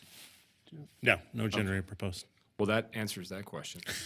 And then the second one, and maybe this is as much for Sienna, I don't see anything, and looking at the grading that you're doing, you've got over 10 foot of fill there on the east side.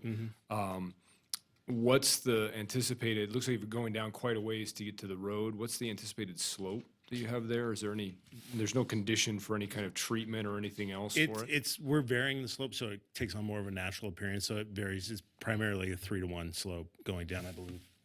Yeah. We do have walls in a couple of locations, as Sienna's pointing out now, and we have a condition there that those be, that the color matches and be varied and whatnot to Right, so take on a natural that's the appearance. only condition that we have is making sure Correct. they're natural in appearance. Right. Okay. And that's, I guess. And for the most part, those are essentially hidden from public view. If you head west on I-80, you don't really see that portion of the site, so. Understood. I guess I just wanted to know, maybe from Sienna's standpoint, is there any, we've seen a lot of conditions for, revegetation of slopes, anything else. I just want to make sure that there's no requirement. Seems like the slopes, we're not going heavy with our slope or retaining walls or rockery walls or anything like that, but I just wanted to be clear since I'm not seeing any conditions towards that. That's correct. As Mike noted, the slopes will generally be not highly visible from the roadway, just given that the slope decreases as the site moves from west to east. That being said, we thought a condition in terms of generally following the contour, matching the color of the native vegetation would be appropriate. And then in terms of revegetation, the site will follow our general revegetation practices, and ultimately over time, look like the natural hillside. It's a very kind of gradual slope in terms of being consistent with the 3-to-1, and then as you move further towards the drainage way, the slope starts to get a bit steeper. Okay. Thank you. That answers that question. Appreciate it. Okay, with that, I'll turn it back to Commissioner Marshall if there's no additional questions or discussion. In the matter of LDC 19-00066, based upon compliance with applicable findings, special use permit, wait a minute. The proposed motion got messed up in the Yeah, staff do we report. have one on the backside?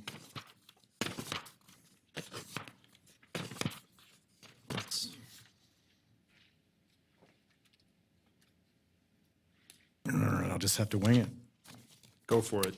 Based upon compliance with applicable findings, I move to approve the special use permit, subject to conditions set forth in the staff report. Thank you. I got a nod from the attorneys over there, so Okay. you must have winged it quite well. Well, there's professional courtesy. I have a motion. Mr. Hawkins, second. Okay, I have a motion and a second. Any further discussion? All those in favor? Aye. Opposed? Motion carries unanimously. Good luck with your project. Okay, next on the agenda is a case number TXT 19-00002, changeable digital sign standards. We will start with a presentation, I guess only a presentation from staff. So, Nathan, welcome back. You get to talk this time. I do. Thank you, Commissioners. For the record, Nathan Gilbert, Associate Planner. This is a city-initiated item, so staff is presenting. Presenting tonight draft amendments to allow for digital sign display of certain information regulated by the Nevada revised statutes for petroleum products. More often than not, this will be related to a gas station sign with the information regulated by the state, which is price and the type of petroleum product that they're representing. So in May, Council did initiate this. They provided comments similar to what Planning Commission reviewed for digital menu board signs, that this wasn't necessary. The restrictions that are in certain areas weren't exactly what they intended. Council initiated amendments to allow this, subject to restrictions on size and other criteria. So current Title 18 standards are digital representation, and actually even changeable copy is outright prohibited in existing sign standards for neighborhood commercial, industrial, and industrial commercial zones. Gas stations aren't allowed use there. So they're, in those examples, they're not even allowed to have the manually changed price displays. And then digital representation is currently prohibited within 300 feet of certain scenic corridors. So here we have two representations of common gas station signs. On the left, you have the manually changeable copy sign. On the right, you have a changeable copy sign that's digital.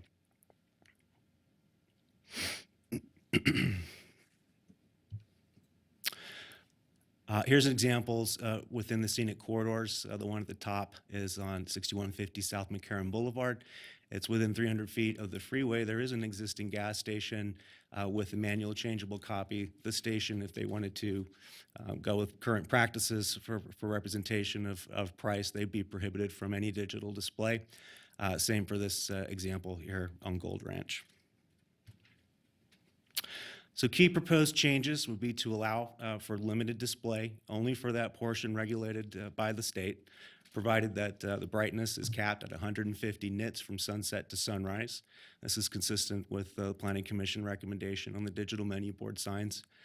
That the representation is no motion, flashing, or video, and that all other sign provisions are maintained. So this doesn't provide any exceptions. This just provides a standard that the digital representation is allowed in this limited capacity. Drafts were reviewed by Scenic Nevada and reviewed by the leading sign contractors. We did not receive any comments of concern from interested parties. Following publication, Scenic Nevada did request modification of draft to limit the change of display to once per 24 hours. The existing standard does require it to be static, but they're requesting that it be further restricted to only change once per day, in addition to some clarifying language. Staff can support the recommended changes and recommends the Planning Commission make a recommendation to Council as proposed with the modifications listed here. That concludes my presentation. I'm available for any questions. Okay. Thank you, Nathan. I have a request to speak form under this item from Lori Ray.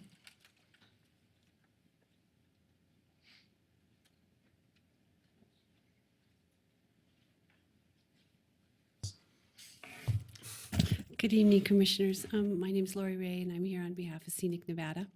So I hope you had a chance to read the letter that we submitted last Friday. And just to recap, we like it when digital signs emulate a regularly lit sign, as is the case here under these regulations. So we're in support of the text amendment with all the restrictions and that's pretty much the same one that Nathan Gilbert just showed you, with all those restrictions in there, including only in the 24-hour flip time. So we think that they're all these restrictions in this text amendment are important to us. The digital sign regulations we advocated for a few years ago were stripped down to just 4 regulations. One of them was no digitals within 300 feet of Mount Rose Highway.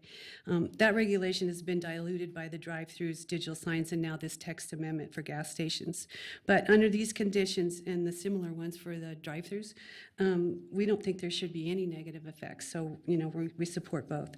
But as we add exceptions, our concern is the next request. So from property owners, we think by limiting this text amendment to a 24-hour flip time along Mount Rose and in neighborhood commercial zoning districts shows a concern to keep the annoying digital signs out of these areas. And that might be a deterrent to future requests for changes that would try to allow digitals that don't support community character, like flipping digital signs in a scenic area. So adding the 24-hour flip time is pretty important, and it makes it clear that those don't belong in this area, flipping ones.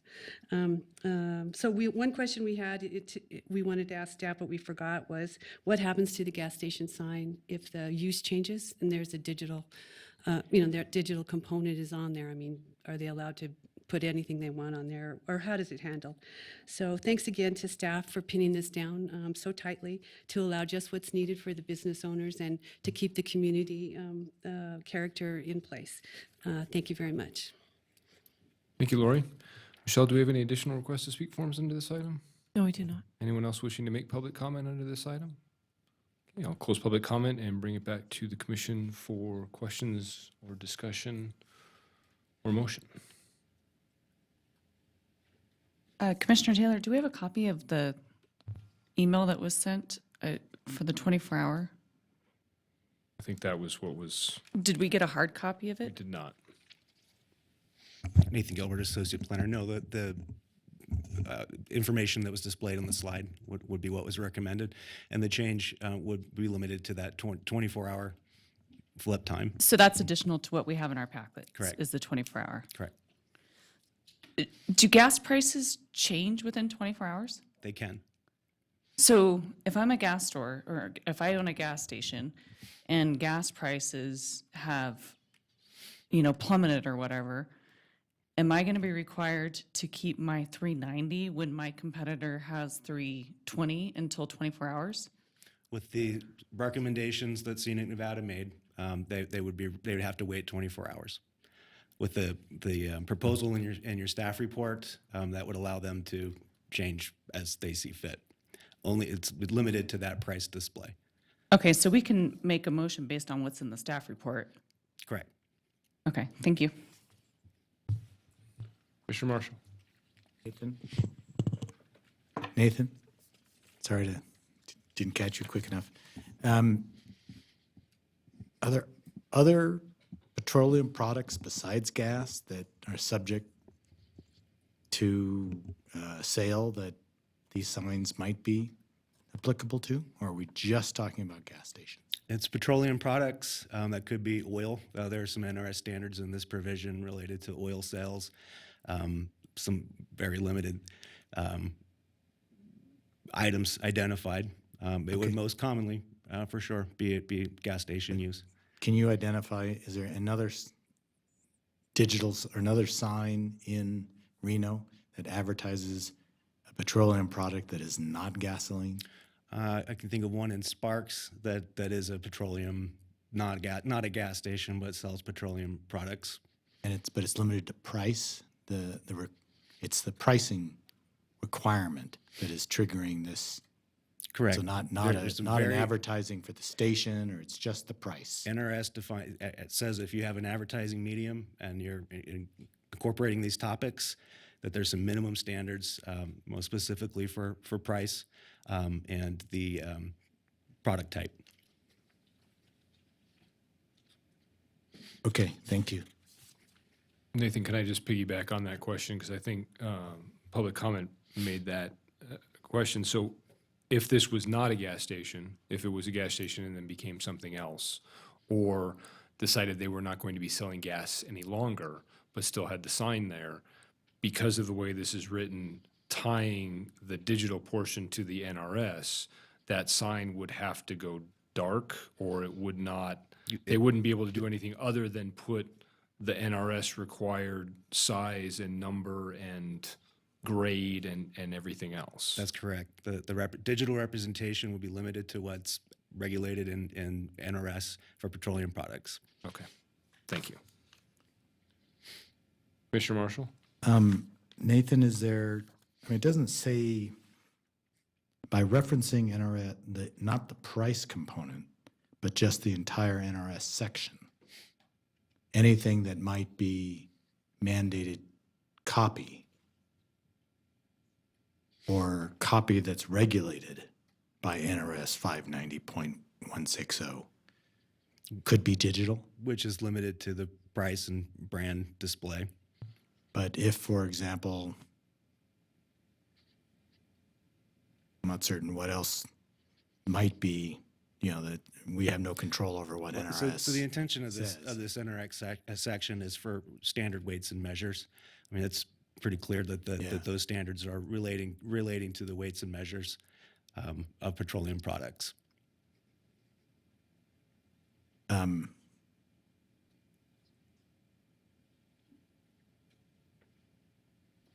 Okay, thank you.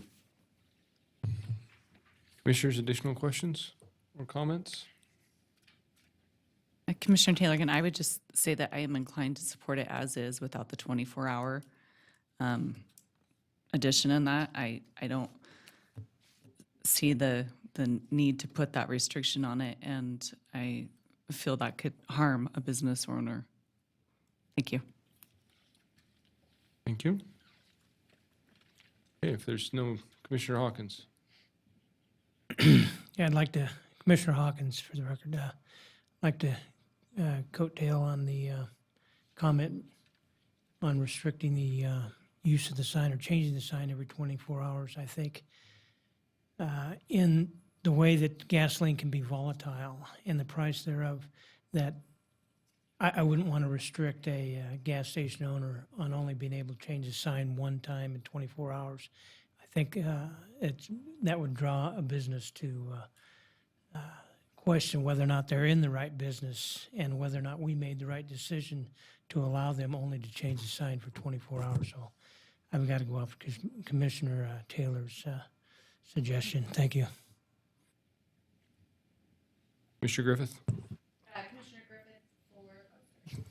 Loud enough, I guess. Commissioner Griffith, for the record, I am obviously sympathetic to the business owners. However, I would support a motion that was the staff and Scenic Nevada's combination, since they worked together and they found that that was appropriate. So I would be okay with moving forward with that motion, as they were able to come to an agreement.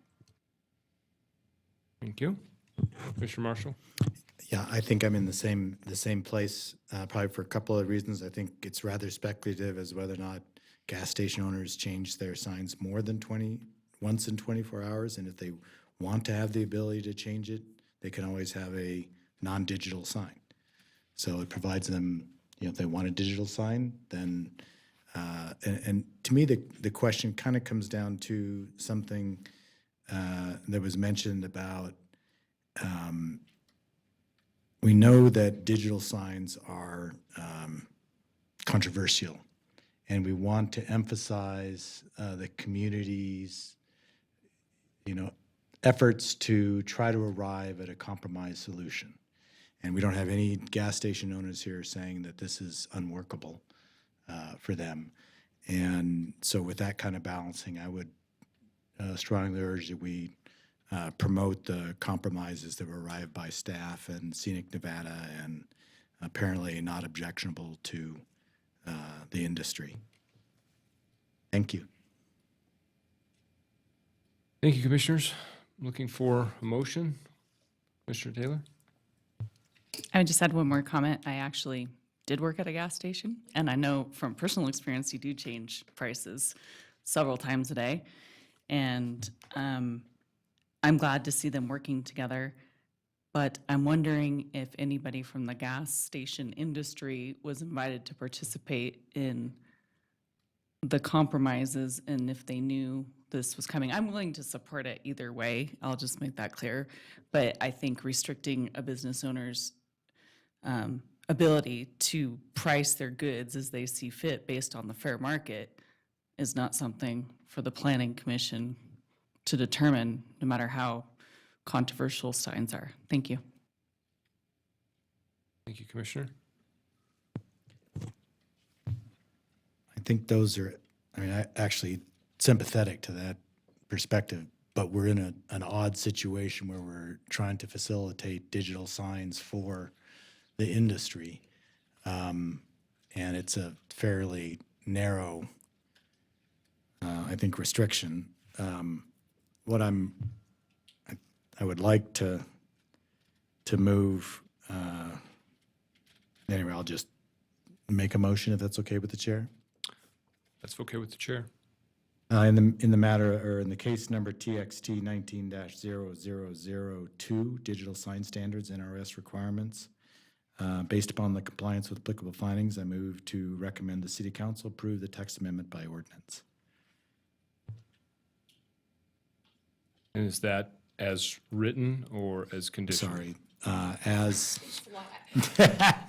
I have to be clear. very clear. If I didn't Unclear. ask the question, somebody was going There's no to. professional courtesy there. I would, as proposed by staff, with the 24-hour flip time limitation. I have a motion. Commissioner Griffith, I will second. Okay. I have a motion and a second for recommendation with the modification. All those in favor? Aye. Aye. Aye. All those opposed? Nay. Okay. Recommendation to council, it passes 4 votes to 1, with Commissioner Hawkins voting nay. Okay. And do we have a date on when this is going to go before council? Just for our own curiosity. We do not have a date yet. This should be able to land on the August, I believe it's 14th meeting of the city council or thereabouts. Okay. Thank you. Could I make a request in the interim that we reach out to the industry, if you haven't done it already? I see Nathan writing that down. Thank you, Commissioner Marshall.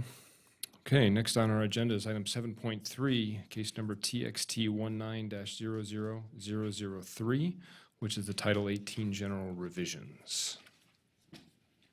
For the commission, I'm going to be handling this for staff, so I'll walk around again. Anne Marie had to go home today. Okay. I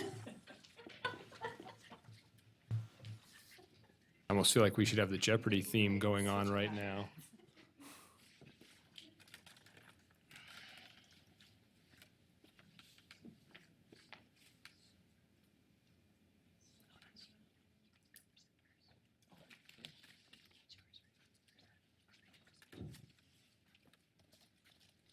Arlo, are you doing your presentation first? For the record, Arlo Stockham, Community Development Director. I'd like to do just a very brief introduction to this item. This was triggered by discussions. The Reno City Mayor, Hillary Sheevy, convened a task force to deal with the pressing housing issues in the community. They've been meeting for quite some time, working actively with us as we update the broader code issues. But through that process, just a number of fairly minor cleanup, I would characterize them, items kind of emerged. And there was some concern of just waiting a year till the code update gets completed to address some of these are inconsistencies in code.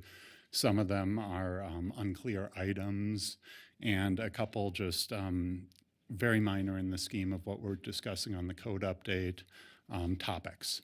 So these were brought forward. It was actually a broader list reviewed in coordination with our planning staff. And in essence, the more controversial topics that we felt warranted some broader discussion, the group agreed to defer to the broader code update.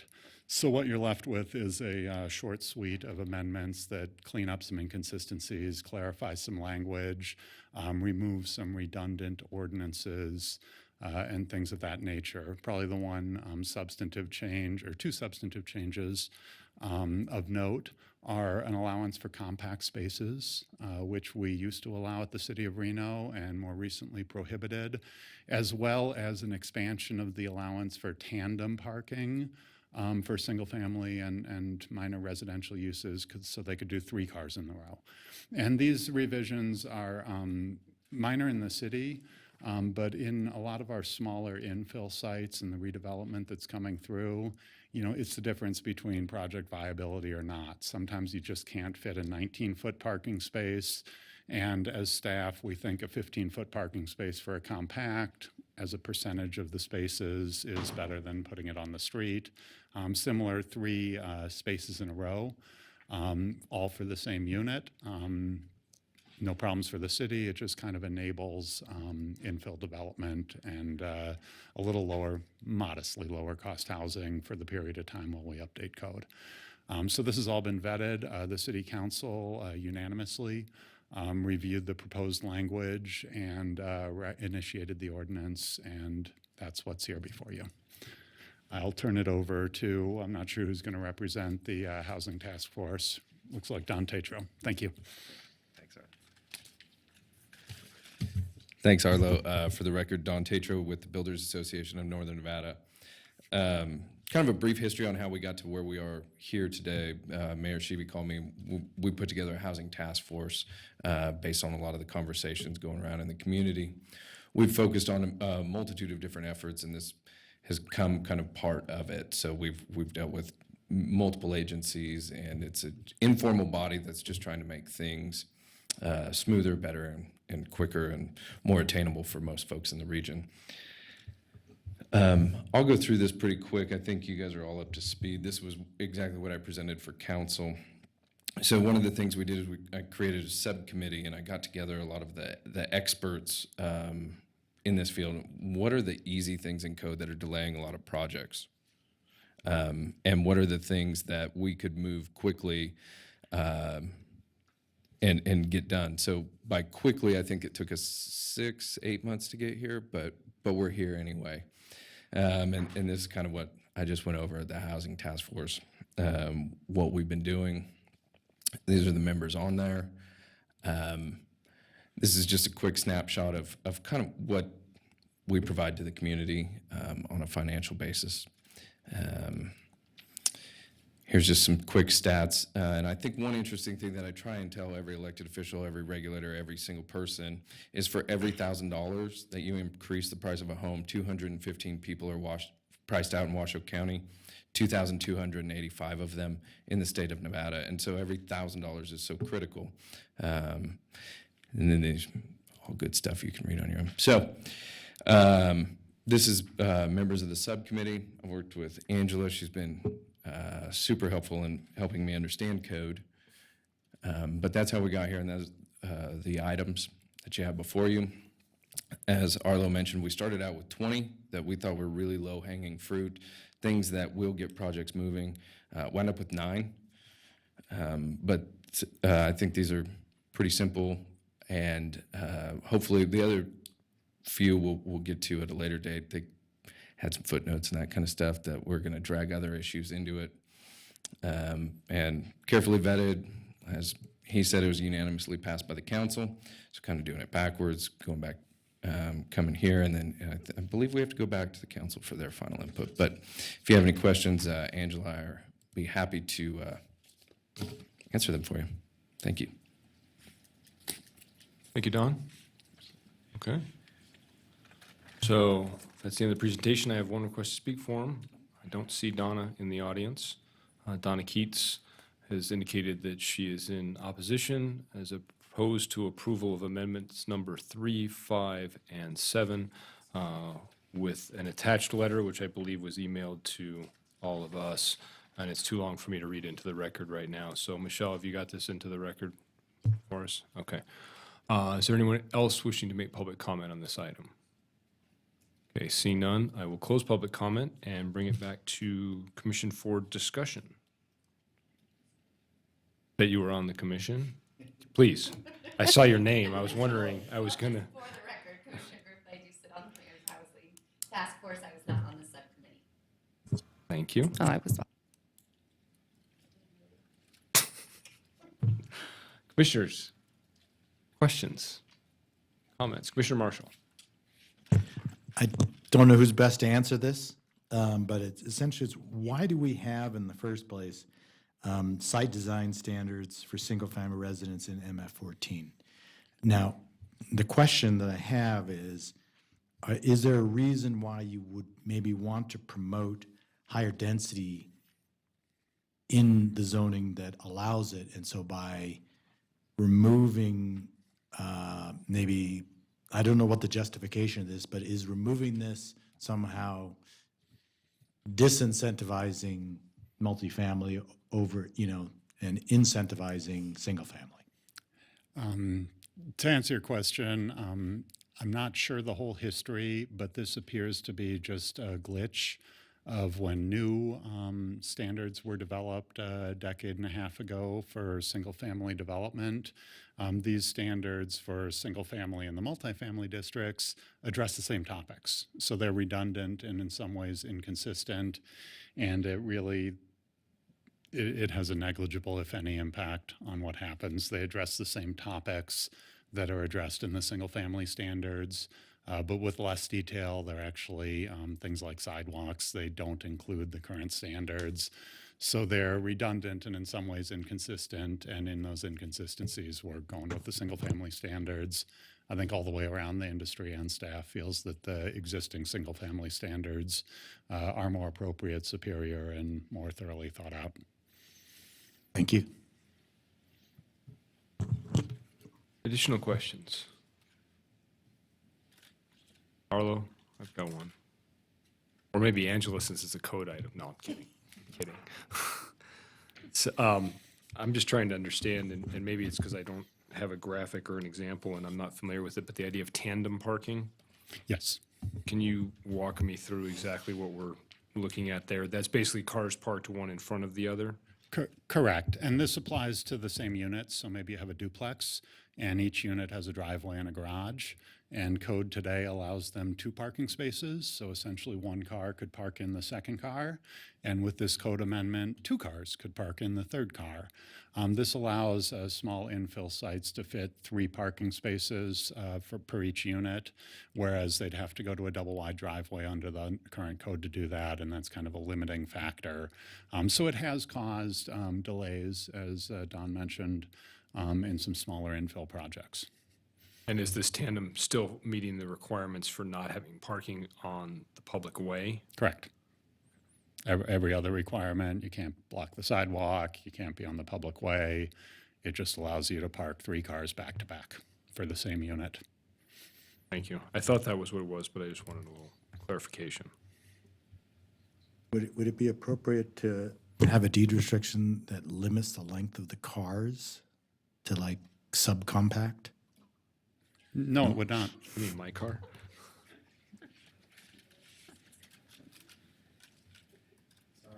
All right. I can park my car horizontally in a parking spot, so let's not go there. Okay, commissioners, any additional questions? Comments? Or I guess a motion, which is a recommendation to allow Don to represent this to council.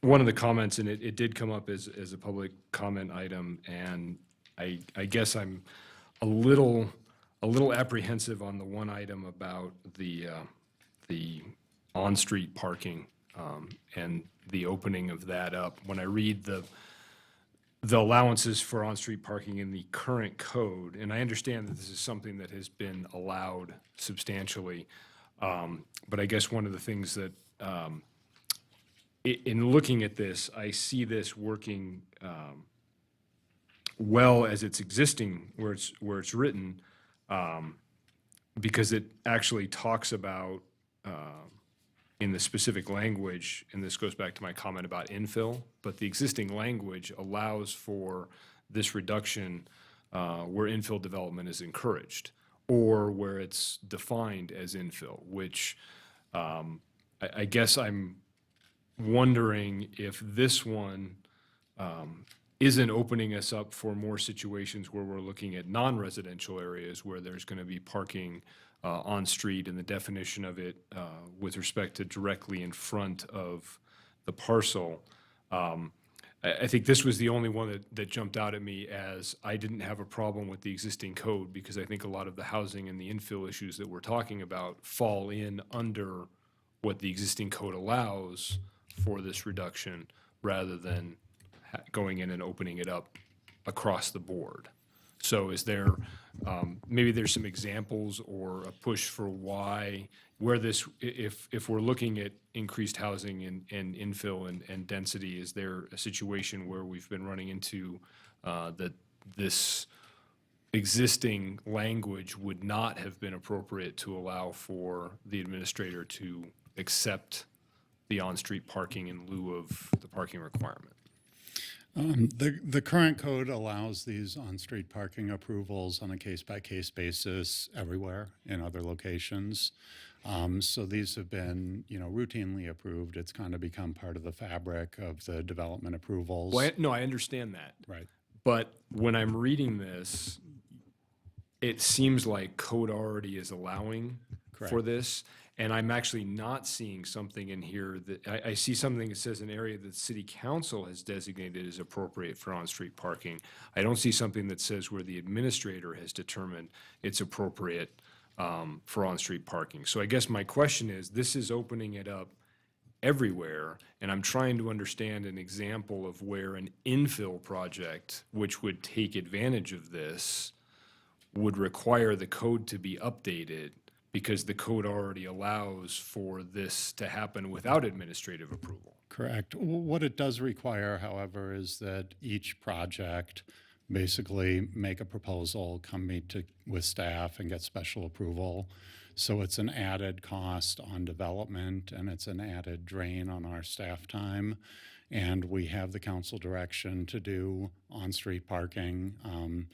And this would essentially streamline the process, save up some staff time, save the applicants some time and costs, and just make what is currently routine. It would eliminate a step. Okay. That's what it would do. So there's not a specific project we're looking at, it's more of a general smoothing out of things at council's direction. It's a process improvement. Sometimes we spend a lot of time dealing with stuff that's kind of a rubber stamp, and this is one of those. Thank you. All right, that was the question I had.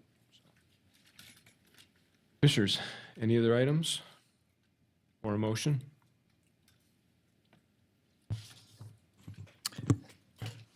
I'm on a roll. Did you want? You gonna wing this one too, or are you gonna read it? All right.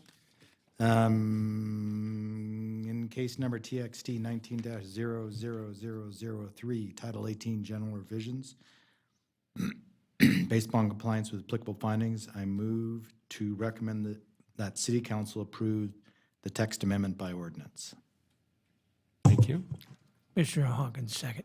Okay, I have a motion and a second. Any further discussion? All those in favor? Aye. Opposed? Okay. Enjoy your next presentation, Don. Thank you, appreciate it.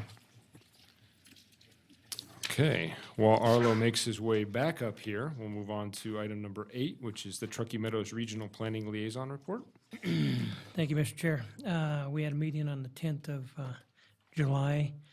First thing up was the acceptance of the report on regional flooding issues affecting Washoe County. We accepted this report.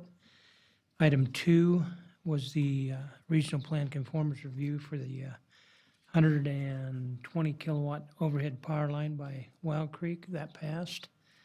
And we had a presentation, and along with that, with the Truckee Meadows Regional Plan update, we did do some updating on that. And the next meeting is the 24th of July. Thank you. Item number 9, staff announcements. Arlo, you're back on. Thank you very much. First and foremost, I'm thrilled to announce that Angela Foos has accepted an offer for planning manager here with the city of Reno. So she will be sitting up here with you at some point in the future. We'll be working closely together. She'll be starting August 12th, which is 3.5 weeks from now. Very excited about that. In terms of status on planning division projects, we do have some fairly large projects that have come in the door and others that you may have seen in the newspaper gearing up for building permits. The Mortensen North property was submitted with our last intake. That's a 600-plus unit single-family subdivision west of Somerset. We have that. I believe at a prior meeting, we advised that the first phase of Stonegate as well has been submitted and is in review, coming your way at some point. We've received a building permit application for, I believe it's 11-story, maybe 12-story student housing across from Lawler Events Center along Virginia Street. So that is in review. We've also had pre-application meetings, and projects appear to be getting pretty close for a second student housing project. I believe it's 5 stories above 2 stories of parking next to the existing one at Center and Lake Street and 6th and 7th Street. You've probably seen in the newspaper, we've been in discussions with some large-scale downtown developments that are very exciting. The T3 project between Lake Street and Evans Street, extending from the Men's Club south to the Truckee River, is a very large-scale development proposal on a site that we've been looking forward to seeing redeveloped for quite some time. That would be a phased project. We're doing a preliminary review now to see what sort of approvals may be necessary for that concept plan.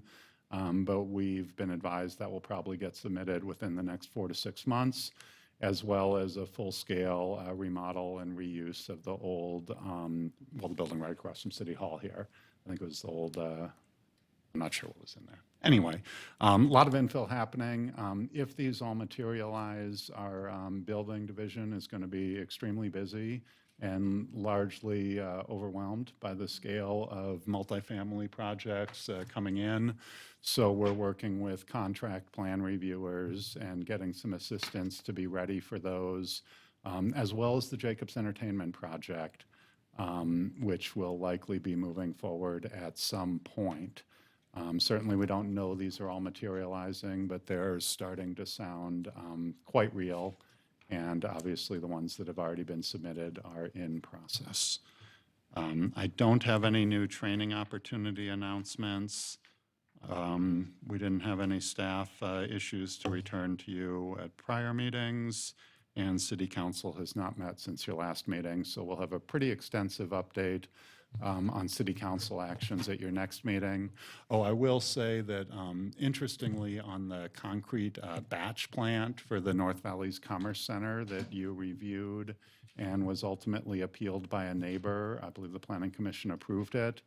The applicant ran out of time and decided to withdraw that application and move forward under their existing approval, which involves more concrete trucks coming in and out of the site and not mixing the concrete on site. So that is on the council agenda next week, but it's been withdrawn and will not be heard. That's all I have. Thank you. Okay, thank you. Commissioner suggestions for future agenda items? Commissioner Hawkins, we need to get Public Works to give us a speech on how they're going to repair roads after we decide to allow 3 big subdivisions to build with no relief on the roads. And I'm talking Sky Vista to Lemon Drive, those 3 big developments. I'm having to come into town and actually drive in the bicycle lane once in a while to dodge potholes. I've talked with John Flansburgh as well as Hans, his asphalt man, and I'm not getting any good answers. I've also talked to Julie Masterpool at RTC, who's in charge of the RIF money, and she didn't give me any good hope other than to take recourse from the city of Reno. So we've got a liability problem there in the valley. If people like me have to miss potholes and have to go into a bicycle lane, we've got a serious problem in liability for the city. We already had our liability handed to us with Swan Lake. Let's not do this for the asphalt roads. They're using the guys that, well, we all know that they're going to have a ingress and egress coming out of those 3 subdivisions. The problem is they don't want to do those until they get all the workings done with their sidewalks and all that. The problem is we're going to end up with some dead persons, people like me in jail for hitting them because I have to dodge stuff that should have been fixed by the city. I just need John Flansburgh and company to address us on how we can alleviate this problem before they put the new lanes in. I guess I would, Arlo, maybe that can be a broader, a specific discussion, but maybe a broader presentation with respect to road maintenance throughout. I appreciate it as specific, and I think Commissioner Hawkins brings up a good point, but as far as a presentation to us, I'd like that to be maybe a broader scale in terms of the plans and the approach for road maintenance in some of our areas of higher development. Mr. Marshall? I did notice on the DRM, the Mortensen, and I've mentioned this a couple times, but a while ago when we had the presentation from the school district, I asked them if they could, in the standard memos that we get for tentative maps and the like, from the school district about the number of students, and they were going to try to get approved and unbuilt on there as well. I think they do it for Washoe County, or the Planning Commission for Washoe County, if I'm not correct, if I'm not mistaken. And I'd like to see that for those developments. That, so it's, you know, when those, you know, simple projection of when they think they're going to build out and what the, you know, what the likely enrollment is. Because right now what we're getting is what the project at build out is going to add, the number of students added right now to the current capacity, which is a meaningless number because it's not going to happen at this point. And it doesn't allow, I don't think it allows me to make an informed decision about whether or not we're going to have the necessary education facilities available for the subdivisions. Could I have a quick clarification? Are you requesting this basically with each development application that the enrollment be addressed, or would you like a presentation on the matter? I don't need a presentation, but if we could just adjust the letters that we get so that we get usable information or relevant information, I guess is the key thing, to help inform that conformance finding. I think Commissioner Marshall's concerns were brought up during the presentation that was already given to us. Yeah, and we just I'm haven't. forcing myself into this agenda item. And no, and I understand that. I think that the comment is well made that when the next, we haven't, I don't think we've seen many since the ones that were already in the hopper when that request was made. Or they were very small. Yeah. I'll make sure that's passed along. I'm sure that's doable. Okay.